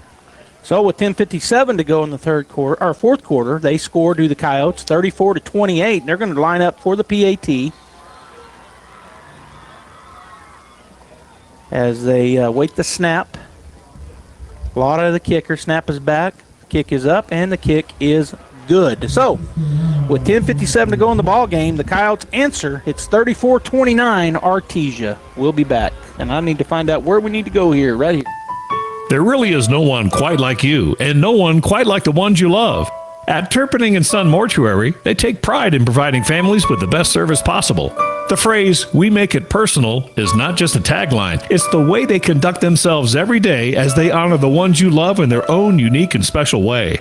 Located at 611 West Grand in Artesia. Visit artesiafunerals.com to learn more. Turpinning & Son Mortuary, proudly serving our community and your family since 1954.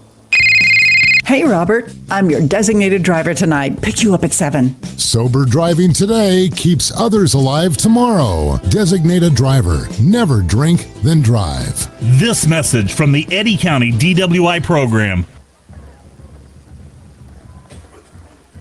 All right, that Roswell drive, 7 plays, covered 54 yards, helped out by several Artesia penalties, which hurt us on that drive.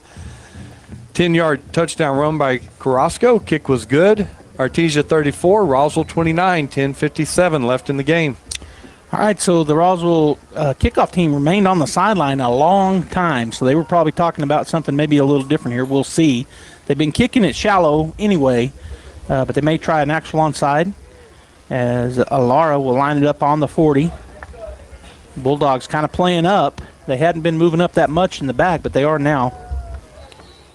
And here comes the kick, and it will be a little pooch kick over to that side. It's going to hit the ground. Bulldogs have to come and get it. Oh, my goodness. That looks like what the Bulldogs normally do. Roswell gets it, and boy, what a mistake on the Bulldog kickoff return team, and that is very rare. Yeah, that's what happens when you let the ball hit the ground. Parr's been able to pick some of those up tonight. But that one just kicked off to the right, and the Bulldogs couldn't get to it. And I believe it was number 13. Everybody's all over him right now. But Anaya just picked up that ball for the Coyotes. So huge break for the Roswell Coyotes. So it'll be first down at the 21-yard line of the Artesia Bulldogs. And the Coyotes are confused. They were on the wrong side of the ball, their offense, but they're moving over now. So the Bulldog defense needs to come up big right here. Palomino does stay in at quarterback. They're going to run. They've got their that tight package. I guess they don't have their big guys in there, but they're running that little tight package. Snap is back. He hands it off to number 2, and the Bulldogs run right by him. He doesn't get touched. Touchdown, Roswell. We ran right by him. Yeah, and then it's that backside, right? They're the bunch on the right, and that backside C gap is killing us right now. That's the third touchdown that's gone through that C gap. And the sad thing that time is we had 2 Bulldogs that could have made the tackle, and they ran right by him. So, touchdown, and they take the lead back, 35-34.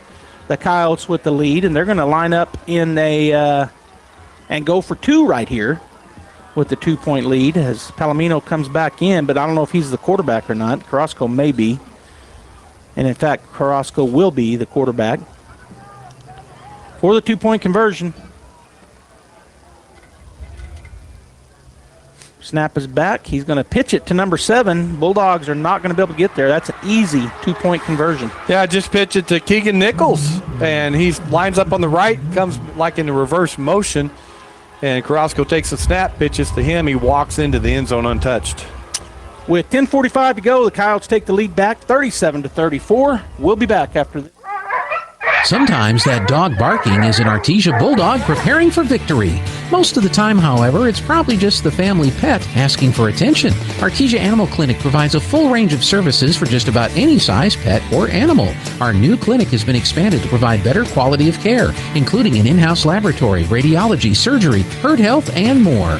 So the next time your pet looks like they could use some extra care, come by Artesia Animal Clinic in our newly remodeled and expanded facility at 110 West Mahone Drive.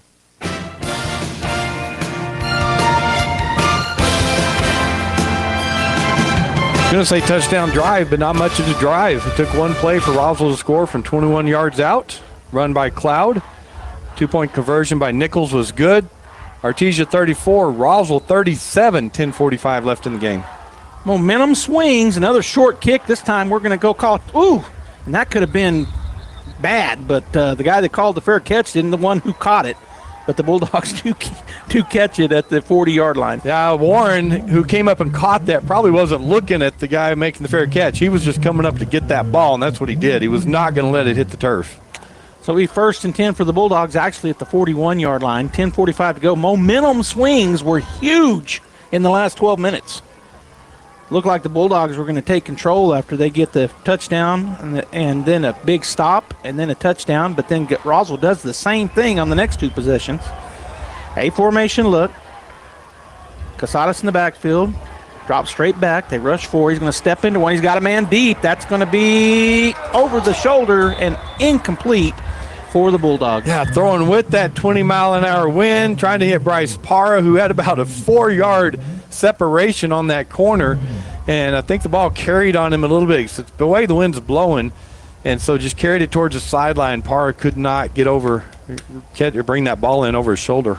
2nd down and 10 for the Bulldogs after the incompletion. 10:38 to go. 3-point lead here in this back and forth ball game for the Roswell Coyotes. 37-34. A formation look. We've just been in our standard A formation the last 3 series here in the second half. They're looking like they're going to show a blitz, are the Coyotes. Snap is back. We're going to drop and throw it out to the right side.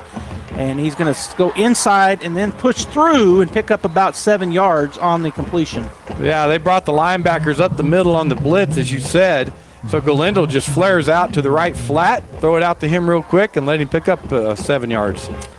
3rd down and 3 for the Bulldogs at the 48-yard line on our side of things with 10:15 and counting to go here in the ball game.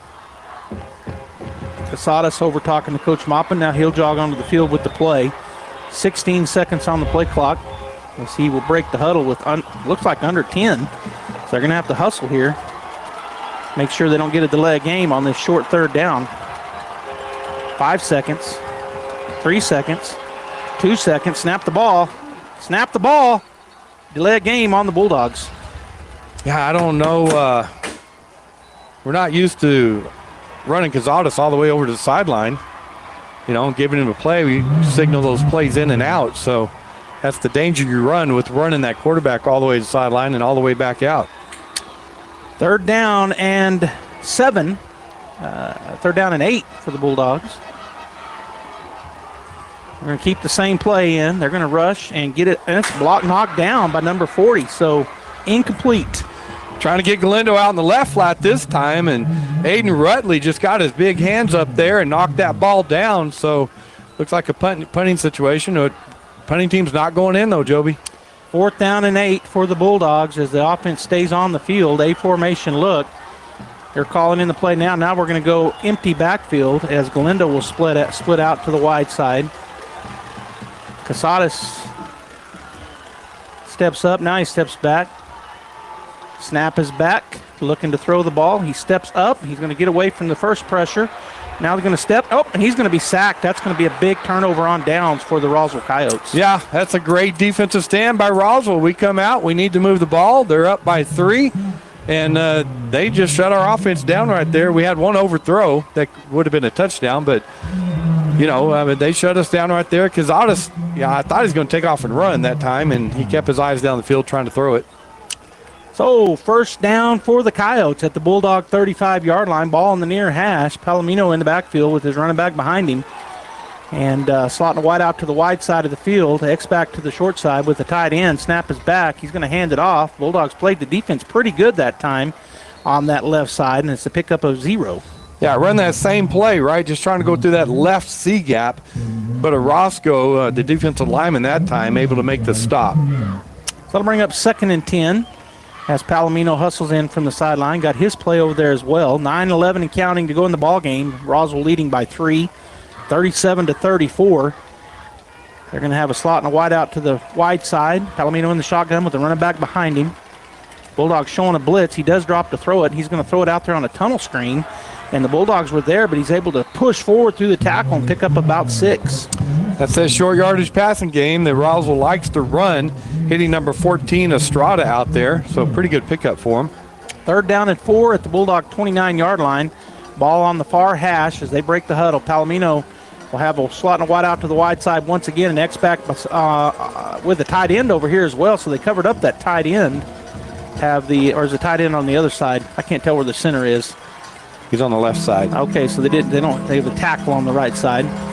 All right, so he steps back with a 3rd down and 4. Palomino looking to his coaching staff. Now he's going to change the play with 4 seconds, 3 seconds, 2 seconds. The snap is back. He's just going to run the ball, and he will get the first down and more, will Palomino. Boy, there's so much going on down on the field right now. Coaching and countering, and the Bulldogs lining up, and they're changing the play, and the Bulldogs counter a little bit, and they change the play again. Villa made that tackle for the Bulldogs, but not before Palomino picked up the first down. 1st and 10 at the Bulldog 23-yard line for the Coyotes as Palomino comes into the huddle. We're under 8 minutes to go in the ball game, and they lead by 3, and they're knocking on the door again. All right, so Palomino will have a tight set to the right. He's going to go under center.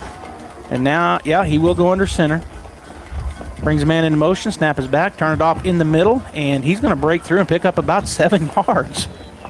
That's 45. Logan Hoover now in at running back, and a couple of Bulldogs had their arms out there, and he ran right through those arm tackles. So it was a gain of 6, not 7, so it'll be 2nd down and 4 at the Bulldog 17-yard line. 7:20 and counting to go here in the ball game as Roswell trying to take a 2-score lead. As they fired and answered back after the Bulldogs took a 2-score lead. Again, looking to the sideline to get their play. They're going to take as much time off the clock as they can as they go under 10 seconds on the play clock. He barks out the new play. Down to 5 seconds, 4 seconds. Snap is back. Bulldogs bring a bunch. And they cut inside of them and get the first down and more as they're still shoving forward. And finally get taken down. It looked like we should have had that stopped in the backfield, but once again, we just kind of run by them in that first wave. Yeah, that left side is what they're attacking. The last 5 plays, they've run to the offensive left to the defensive right. So Roswell likes what they see over there, and it's very successful right now. 1st and goal at the 10-yard line. The forward momentum didn't get quite where I thought it did. They had already blown the ball dead. Palomino does stay in at quarterback, it appears. 6:30 and counting. He'll go back into the shotgun, have that trip real tight to the right side. Let's see if they counter again or if they come this way this time. Snap is back. He's going to turn, fake the pitch, looking to throw it. He's going to throw it over the top, and it's going to be incomplete. It's had good pressure on him. They faked the run that time, trying to fool the Bulldogs. trying to get it to Lynn, number 17, out in the flat, but McNeil had him covered. He was overthrown anyway. McNeil was there. Second down and goal now for the Coyotes, as it looks like Carrasco is coming in, and he is to run that Wildcat and heavy package. Think he'll go to the left? Nope. Well, we don't know. We'll see. It's been successful to the left. It is the short side of the field. He is in the shotgun with a running back behind him. They got their heavy package over to the right side. He slaps his hands, brings the man into motion to the left side. Snap is back. He's going to run that counter. The Bulldogs were there. He pushes away from the first guy, and he breaks the tackle, and he scored. Tell you, that's what I was afraid of coming into this game, was that set with Carrasco running right there. I think that's his third rushing touchdown or fourth tonight. And he just went to that left again. Bulldogs missed the tackle. He ran through one and went in the end zone. It's a two-score game again, but this time in favor of Roswell. So we had a two-score lead, and now they've scored 3 unanswered and lead by 2. Or 4, I don't know. Anyway, it's 43-34 Roswell as they line up in their normal PAT. They have a man coming on late, and we have a man going off late. So they were short a man, we were extra a man.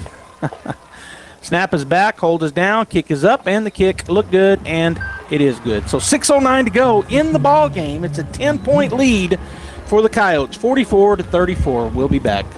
Hocker & Sons of Artesia, a company specializing in excavation and construction, is proud to support and provide construction services to the people and businesses of Eddy County and the surrounding area. With their expert knowledge of the industry, Hocker & Sons is well equipped to offer top-level service and professionalism to all oil field businesses, commercial and private parties with excavation and construction needs. Call Hocker & Sons today at 575-365-3175 or visit their website at hockerandsons.com.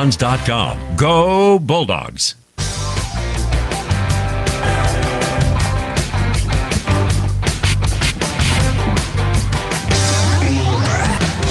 That drive by the Roswell Coyotes, 7 plays, 35 yards, 10-yard TD run by Carrasco. Kick was good. Roswell now leads by 10, 44-34 with 6:09 left here in the game. Laura will line it up on the 40-yard line, and boy, we don't want another mistake here on the kickoff return team. They'll just need to they've been kicking it up and has had some good success with it. He's going to go a little bit deeper this time, come up and make the catch, and then trying to get down the sideline was the Bulldogs. He's tackled over there at about the 37. A good job by Parr. Just came up and made sure he caught that ball. He got hit immediately, but good job. So 1st and 10 for Artesia at their own 37-yard line. They've got 6 minutes and 6 seconds to get a couple of scores here. They're down by 10 to the number 2 ranked Coyotes. 1st and 10 as Casadas goes back into the huddle. A formation look for the Bulldogs. Galindo to the left of Casadas. Ball on the far hash. As Roswell defense comes up ready to go. Snap is back. Casadas going to roll this way. Looking to square up and throw the ball, which he does, but it's way overthrown. It'll be 2nd down on the incompletion. Yeah, rolling to his left because it's on the right hash. So one way you counter the rush is just immediately roll your quarterback. And he's unable to get his shoulder squared around to really get anything on that, so overthrew the receiver. 2nd down and 10 at our 37-yard line as the Bulldogs. Casadas once again on the sideline, hustles back out to the huddle. 6 minutes to go in the ball game. 10-point lead for the Coyotes. A formation. They've gone into a 2 safety look, have the Coyotes. Still 5 secondary guys, but one of them dropping back. Snap is back. Hearn handed off. Galindo will get to the 40, to the 45, to the 50, and finally going to be knocked out of bounds as he just almost ran over somebody over there. And that's what you do when they, like you said, they got press coverage on all the receivers, the 2 safeties over the top.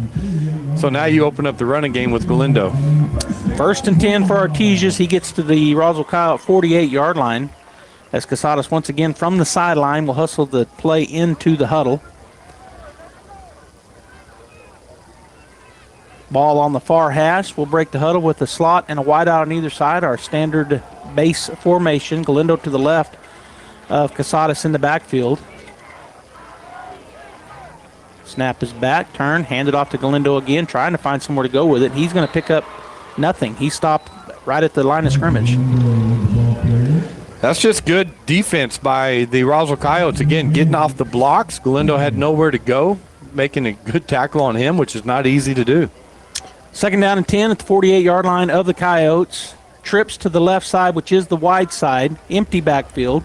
Roswell going to show that blitz again as they're going to come pressing up in man coverage. Snap is back. Sodus rolls to his right. Gets around a guy looking down the field. He needs to throw it.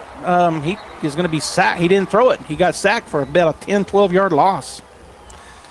Again, rolling to his right and had pressure out there. Had to try to run around that defensive end, and he did. But then the sideline got him. He had nowhere to go. Probably should have. Well, he should have thrown that ball away. All right, so third down and a bunch all the way back at our own 43-yard line. We got to get to their 38. Third down and 18 for the Bulldogs. We're going to go trips to the near side, which is the wide side. Galindo this time is looking like he's going to stay in the backfield. 3 down linemen this time. They're going to run some zone here with 2 safeties. Snap is back. They only rush 3. He steps up underneath traffic. Now he throws it, releases it, and Galindo's got the first down and more as he cuts across, still on his feet, still running and tumbling. And he picks up the first down. Galindo's a hard runner. He is, and that's a great job. With 3 down linemen rushing, he still had pressure, and he had to roll to his right, but then he kept his eyes down the field, saw Galindo in the middle, and then Galindo does what he does. So first and 10 at the 33-yard line of the Coyotes. Galindo moves over to the right side, trips to the near side for the Bulldogs. He's going to step and throw the deep pass, and that's going to be, again, dropped. Boy, that was right in the hands and just loses it. Yeah, it was a little underthrown. The defender was right there, which is number 13 for the Coyotes, Anaya, and Eglin had to just kind of try to reach over the top of him to bring that ball in, and he couldn't do it. So it'll bring up a second down on the incompletion. Second down and 10 at the at the Coyote 33-yard line. 4:59 to go here in the ball game. The Bulldogs down by 10 as Galindo will set up on the right side for Casadas in the backfield. A formation look. And the snap is back. Looking. Steps up under pressure. He's going to run with it. He's to the 20. He's to the 15. To the 10. Steps inside of a man. Down inside the 5-yard line for the first down pickup by Casadas. Well, that's just a great decision by him. There was nothing there. Had a little pressure, and he just... I'd say he took the ball, but he carries it like a loaf of bread out there, which scares me. So, good pickup by Casadas. Yeah, and they were trying to strip it. Yeah. That really scared me at the end. All right, we're down first and goal at the 3-yard line. Snap is back. They bring the house. He's going to throw it over the top, and it's underneath thrown, actually, so incomplete. Trying to get Jack Byers over here on the left side, and, as you said, it was underthrown. If that had been up in the air, Jack goes up and gets that. All right, so second and goal now at the 4:41 mark for the Bulldogs, down by 10, 44-34 to the Coyotes in this back and forth contest. A formation. Galindo's going to stay, looks like, to the left of Casadas. This is where you run an out route over here to the left side. Well, maybe not because he stepped inside. He's going to run the pitch. Speed option almost dropped, and he's going to step it inside, and it's going to score. Wow.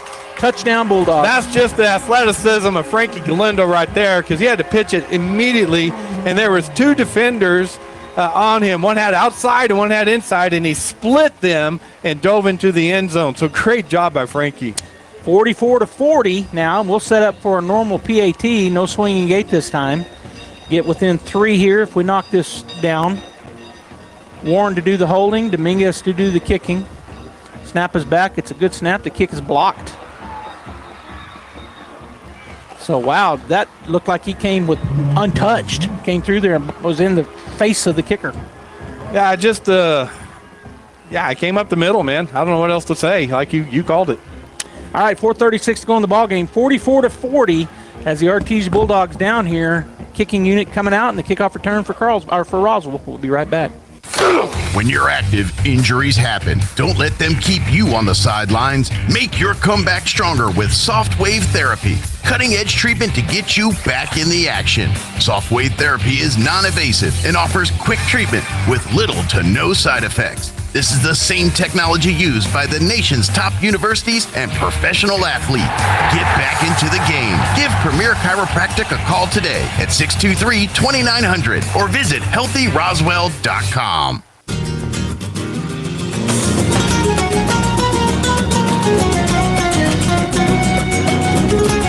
Bulldog touchdown summary brought to you by Perry Connor at Artesia Ford Sales.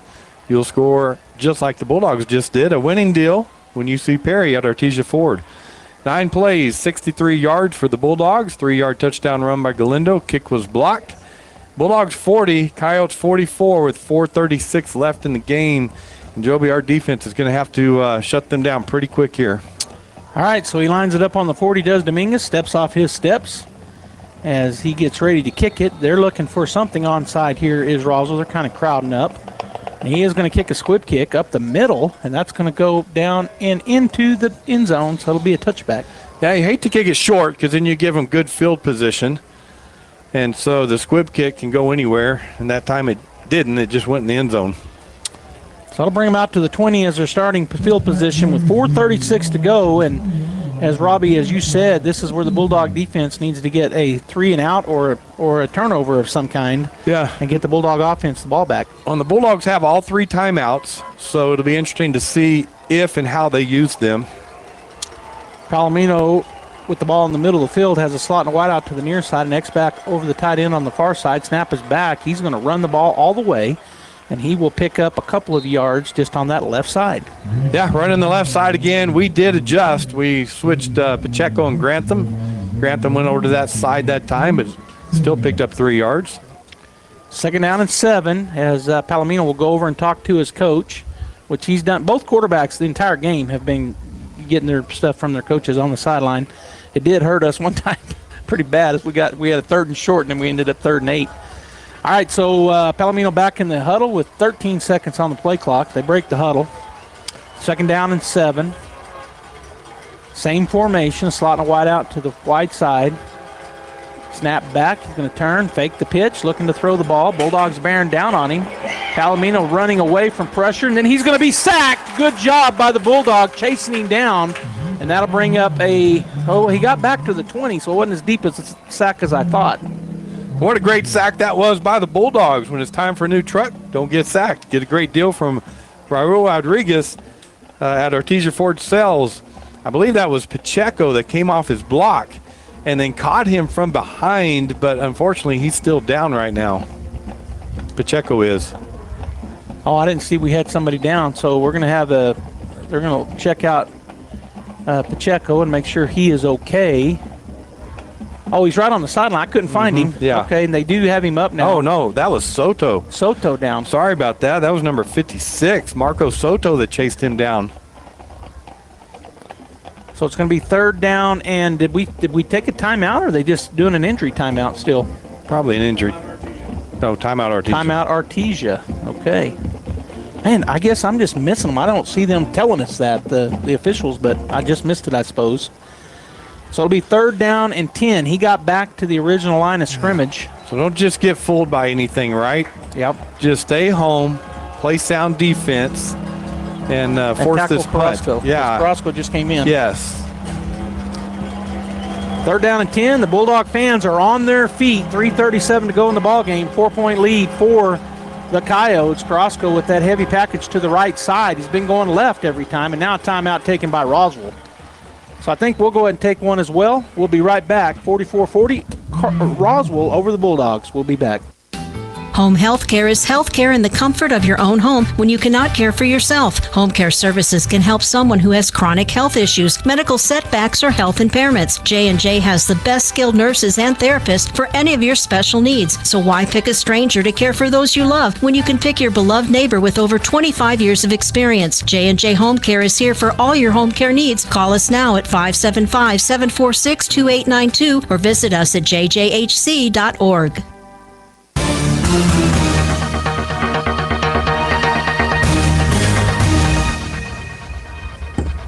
All right, so the Roswell timeout after the Artesia timeout. It's 3rd down and 10, and both teams still in their huddles. And I don't know. They're giving them a lot more than 30 seconds on these timeouts and the reason I know that's because our deal is 30 seconds long. Yeah, I'm sitting here thinking, and do you outcoach yourself here? You got Carrasco. You need 10 yards. That left side has been working. He's been running through arm tackles. He's hard to get down. Do you get it to Palomino's? No, yeah, it's Carrasco. Do you make him fake it and try to dump it over the top on a pass to somebody? He has done that once. The Bulldog defense ready to go. Here's the snap. He's going to run this way. Now he throws it over the top, and it's going to be incomplete. And it'll bring up a 4th down and 10 at their own 29-yard line. That's what I'm saying to you as a coach, right? What do you do there? Because he's got gloves on. He plays defense. He's got gloves on both hands. And he throws it out here to Nichols, and it wasn't even close. I mean, it wasn't. Nichols didn't even have a chance to try to catch that. All right, so 4th down. Looks like they're bringing out their punt team, are the Coyotes. Carrasco is the punter. Again, you do not want to let him break free on a fake punt. So the Bulldogs, I know, will be watching for that. So he'll be standing at his own 6-yard line waiting for the snap. Snap is back, and he will punt it. It's kind of a low liner, and it'll hit and take a Roswell bounce, but it'll be great. And then it rolls backwards, and they're still letting it roll. All right, so it's going to be great field position for the Bulldogs at the Coyote 41-yard line with 3:24 to go in the ball game, and the Bulldogs down by 4. Well, defense did their job. They held them. We said they needed to, and they knew they needed to, and they did it. They forced the punt, and now Bulldogs great position on the 41-yard line. So right here it is, Joby. This is a game. Casadas comes from the sideline with the plays in the Bulldog huddle. 3:24 to go in the ball game, 44-40. We talked about it being low scoring. Both teams up in the 40s. Isn't that something? Proved us wrong again. A formation, not hard to do when I'm talking. A formation. They're showing a blitz, are the Coyotes. Galindo to the left, and he's changing the play. Casadas changes the play. Isaac changes the play as they're bringing up those linebackers. Snap is back. He is dropping to throw. They drop him back. He throws it. It's going to be up in the air, and woo! Almost a pick, but it does fall. Well, he had to throw over the top of a linebacker, so he threw it up high. And I believe that was Kahn that went up, and it just went off his fingertips, and he couldn't bring it in. But, boy, the safety almost dove and caught that or intercepted it. Yeah, it was close. 2nd down and 10 now for the Bulldogs at the Roswell 41-yard line. As Casadas goes into the huddle with the play. A formation look. Galindo to his left. Roswell back in their base defense. Man in motion. Going to go across the front. Snap is back. We are going to look to throw the ball. And Carrasco needs to throw it. Get rid of it. Throw it. Get rid of it. He's going to keep it. He will get close back to the line of scrimmage. But actually it's a loss. It'll be 3rd down and 11 for the Bulldogs with 3:04 and counting as the clock is running. You know, when your quarterback does that and he makes a great play, goes across the field and scores a touchdown, you praise him. But then when he does that and he doesn't throw it away, you're like, why didn't he throw it away? I mean, it's tough. Tough on the quarterback. It is, yep. All right, so 3rd down and 11 for the Bulldogs. Empty backfield. Trips to the near side, which is the wide side. Roswell showing a full-out blitz and straight man coverage. Bulldogs outnumbered on the line. Snap is back. Here they come, and they know where to go for for Casadas. It's going to be 4th and long. Yeah, I mean, you saw it coming, and he saw it coming, and he took the snap and tried to run left, and there was 4 Coyotes back there. So no adjustment by the Bulldogs at all on that play. Yeah, and I'm not timeout taken. We're going to take it as well. It's 44-40 with 2:23 to go. 4th and long for the Bulldogs. Picture this. You're behind the wheel of a John Deere compact tractor. You're effortlessly breaking ground, moving piles of rocks just by moving a lever, and enjoying the sun as you clear brush across your pasture. We could keep trying to put you in the moment, but to really understand what this feels like, you just have to get in the seat. Stop by Pecos Valley Equipment in Artesia and Roswell, or visit us online at pecosvalleyequipment.com.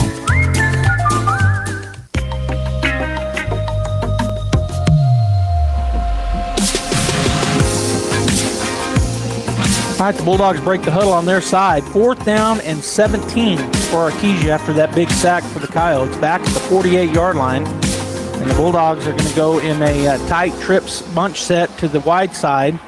Galindo in the backfield, 1 receiver to the far side. They do drop 2 safeties back, do the Coyotes. They got 3 men down on the line, so they're going to drop 8 in coverage more than likely. Snap is back. Casadas rolls this way. He's going to step and throw the ball. It's caught, but it's not enough. Turnover on downs, pickup of about 8.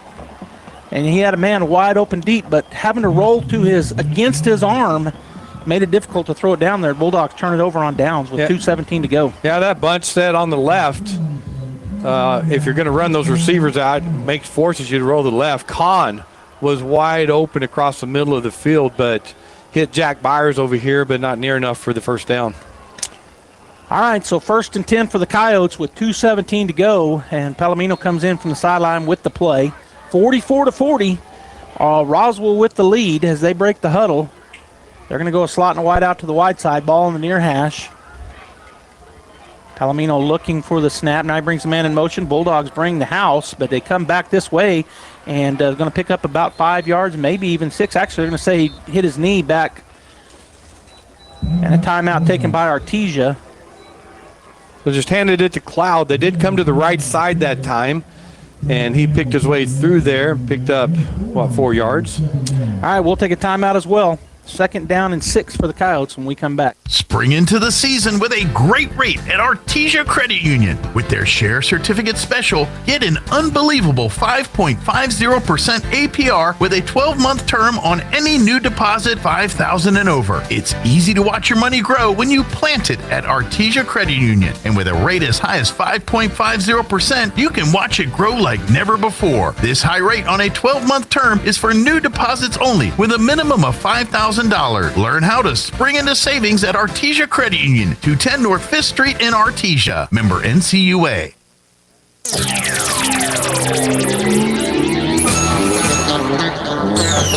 All right, it'll be 2nd down and 6 for the Coyotes coming out of the Bulldog timeout. The Bulldogs have 0 timeouts remaining. Am I looking at that right? Yes. All right, so the Coyotes in the huddle, and they'll break the huddle with a 2nd and 6. They're going to run their slot and a wide out to the near side this time, which is the short side of the field. Palomino with the snap, turns, hands it off, and the Bulldogs are right there to meet him in the hole. Loss of about, they're going to give him forward momentum. It'll be 3rd and 6. That's Grantham. Got off his block and just met him in the backfield, made the tackle. So good job by number 59. So 3rd and 6. Where the clock is counting, the Bulldogs cannot stop it. They got to get this 4th down stop. And the Coyotes, of course, will run the ball. So this is going to leave. If we can stop them right here, it's not going to leave much time for the Bulldog offense, but we got to get the stop first. Carrasco is in at quarterback. And now they're blowing, the official runs in. I'm not too sure. Oh, the ball moved probably from the wind, rolled a little bit. Okay, so 3rd down. They run the clock again, or did it even stop? No, it never stopped. They didn't stop the clock.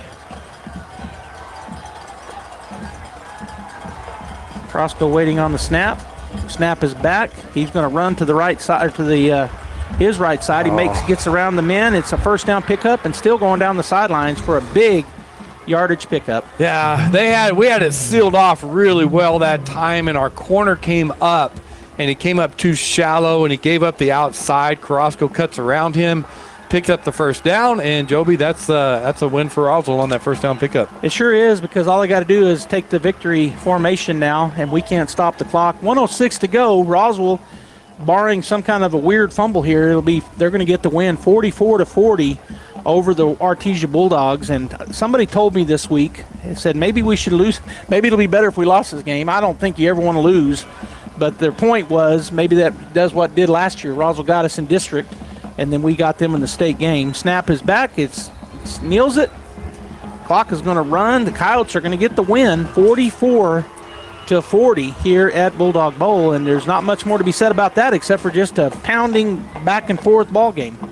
Yeah, I mean, 2 good teams going at it. Artesia just made too many mistakes tonight. They turned the ball over too many times. We had the momentum, and that kickoff that we let hit the turf, and then they were able to pick it up and go down the field, and that just turned the whole momentum. We were up by 12 in the 3rd quarter, and it shifted the whole momentum for them. But, too many turnovers, too many penalties for the Bulldogs. It's hard to win when you've got 10 penalties in a game. And I'm thinking we had 6 at halftime, so we got 12 penalties in this game. It's hard to overcome those, and most of those are 15-yarders. All right, so the clock is ticking down here. We've got under 15 seconds to go, and I think we'll go ahead and take a timeout. 44-40, Roswell with the win over the Bulldogs. We'll be back with some stats and some final thoughts here at Bulldog Bowl. It's that time of year again. It's Halloween time. Yes, so it's that time where you come by and we're giving away costumes. We got goodie baskets as well, and all you have to do is come by here, 2802 West Pierce Street, Carlsbad, New Mexico, at Carlsbad Ford, and we are giving away these lovely items. You got to come by, test drive a vehicle, go in the glove box, pull a number, and one of those numbers will be either a costume or a basket. 2802 West Pierce Street, Carlsbad, New Mexico. Mac Energy Company is working to develop today's energy with tomorrow's technology. Technological advances in recent years have presented new possibilities for exploration. We strive to utilize these advances and stay abreast of innovative technology to ensure that our company is a forerunner in the quest for energy for many years to come. But more importantly, Mac Energy Corporation is committed to being an advocate of the communities around us. We invest in community initiatives that focus on youth, education, and innovative projects that address local issues. To learn more about Mac Energy, our affiliates, and our commitment to our youth and communities, visit us at mec.com. So your pecans aren't as big and bountiful as they used to be? Well, what would Jim Gill do? Hi, this is Ben from Roswell Seed Company. Few people knew as much about pecans as Jim Gill. And if he were here today, he'd tell you it was time to fertilize. He'd tell you just what you need and show you how to use it. Then he'd make some joke about your neighbors making fun of your nuts. So when there's trouble with your pecans, head for Roswell Seed Company and ask them, what would Jim Gill do?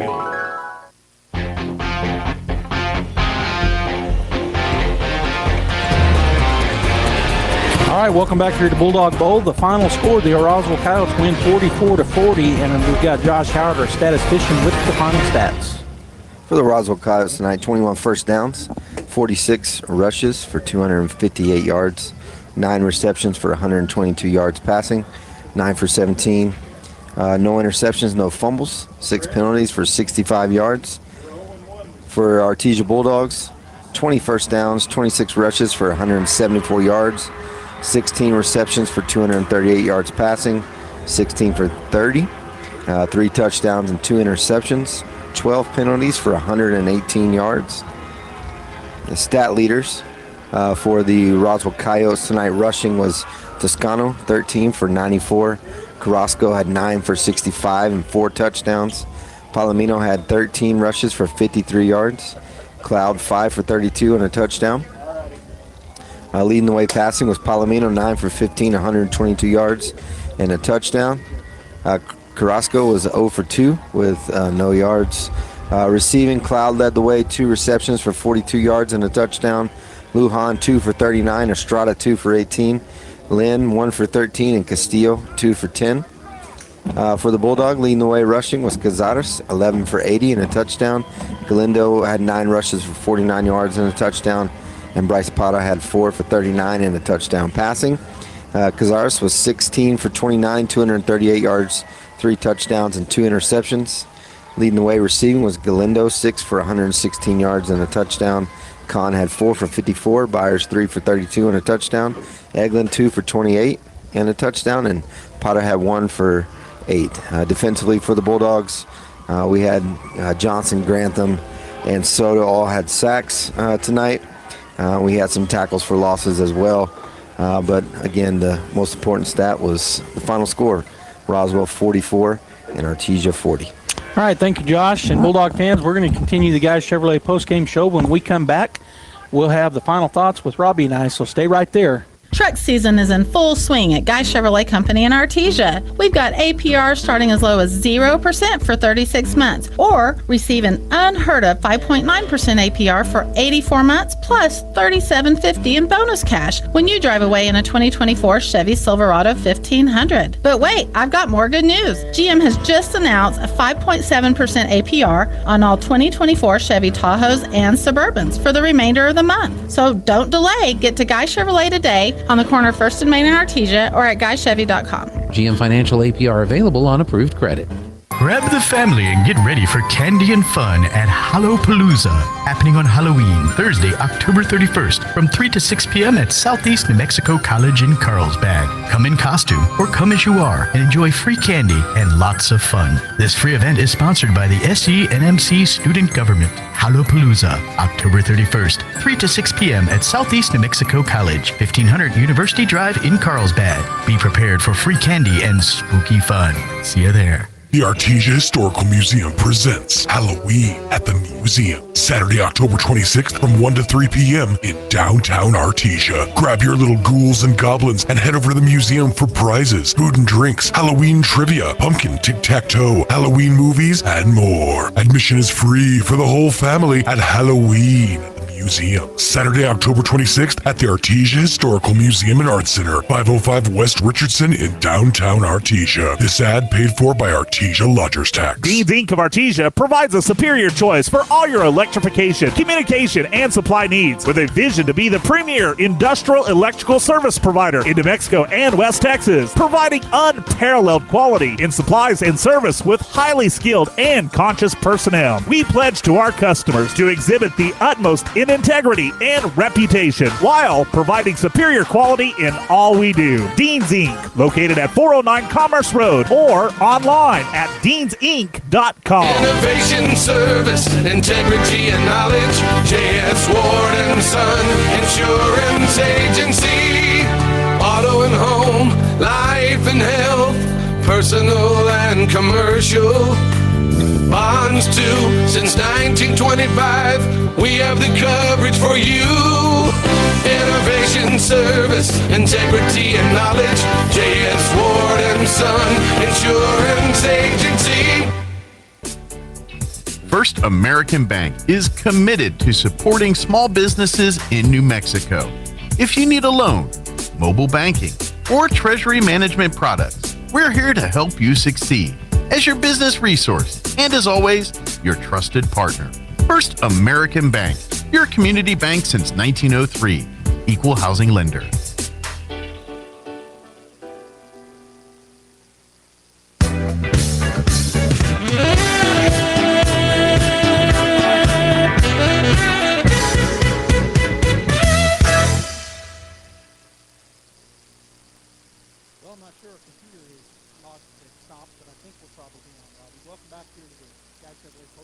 And, you know, the game here was just kind of what you had expected. You told me you thought it would be a knockdown, drag out, and that's what it turned out to be. We talked about it last night in the volleyball game. You got two good football teams coming in tonight, and when that happens, it becomes a coaching duel, which you really enjoy as a coach, because you match up athlete-wise, you match up with your programs to an extent. Roswell's got a really good program, and so you know, it's just line up and play football, and it's whoever makes the least amount of mistakes, who executes the best, who functions in the three aspects of the game the best: offense, defense, and special teams. And Roswell just barely, I believe, did better than we did. They only had 6 penalties. We had 12. That's hard to overcome. We had 3 turnovers. They had 1. That's hard to overcome. And so the Bulldogs kind of just dug a hole tonight and that they couldn't get out of, and you know, we lost 44-40. So that takes us to 4-1 in district. That takes Roswell to 4-1 in district, and I'm not sure how that all works from the district champion standpoint, but in terms of points or whatever, if we both continue and go undefeated, but that's really irrelevant. The game tonight was a big win for Roswell. Both of these teams are going to be in the top seeds going into the state playoffs. And so just a good game, as you pointed out, by Roswell. And we had some great moments as well. So it was kind of back and forth all game long. But until we got that 2-touchdown lead, it felt like I was uneasy the whole time. And then we got that. We got the touchdown. Defense held and, in fact, pushed them back every play, and then we got another touchdown. And I thought, okay, I felt easy then, but Roswell did not give up. They battled back. No, they showed a lot of heart, and because I was with you, I thought, okay, now we got the momentum. We're going in. We shut them down. We can shut them down now, and we didn't. They turned it on that kickoff and got the momentum back, and they never took their foot off the pedal, right? They had, I think, 22 unanswered points to come back and shift the whole momentum back to them. So kudos to them. They wasn't like they quit and gave up after they got down by 12. They did it. Now I will say this, you know, you want to win every game. You already stated that earlier in the game. We're going to see them again if we do. If we're on the opposite sides of the playoffs, we'll probably meet them in the last game. If not, we'll meet them somewhere in the playoffs. So, you know, you learn from this. We both exposed some weaknesses of each other tonight, and we exposed some strengths that we've been saving for district. So it'll be interesting to see where we go from here. All right, so we're going to go ahead and get ready to sign off on behalf of our crew, Bradley and Jeff, Jackie, Gene, our producer, of course, Josh, our statistician, and I don't know if I missed somebody. I hope I didn't, but anybody else that was working up top and on our cameras, we want to thank them. And then on behalf of my partner, Robbie Ballou, this is Joby Hodling saying have a great weekend. We'll see you Tuesday night as the Lady Bulldogs have a district game at home. That concludes this edition of Artesia Bulldog Football on AM 990 and 93.7 FM KSVP. Sports on KSVP AM and FM and at KSVPTV.com is presented by Artesia General Hospital, Bob Reed Pest Control, Central Valley Electric, Eastern New Mexico University, Pecos Valley Equipment, Artesia Animal Clinic, Artesia Credit Union, Presbyterian Medical Services, Artesia Ford Sales, Artesia Historical Museum and Art Center, Artesia Plumbing and Heating, Big O Tires of Carlsbad, Kane Electrical Supply, the City of Artesia Police Department, Coterra Energy, Deans Incorporated, Devon Energy, Eastern New Mexico University Roswell, Smile Expressions, Edge Safety, Faith Baptist Church, Finn's Country Market, Forest Tire, Guy Chevrolet, H&R Block, Hermosa Church of Christ, HF Sinclair, Moppin and Brown Dentistry, Tate Branch Dodge, Hawker & Sons, KFC, Incredible Printing, JS Ward & Son Insurance, J&J Home Care, Richland Motors, Roswell Seed Company, Trustmark Roofing, Amigo Machinery, La Fonda, Mac Energy, Pressure Services, Richland Chrysler Dodge Jeep and Ram, State Farm Agent Sandy Stockton, Spur Energy Partners, Turpinning & Sons Mortuary,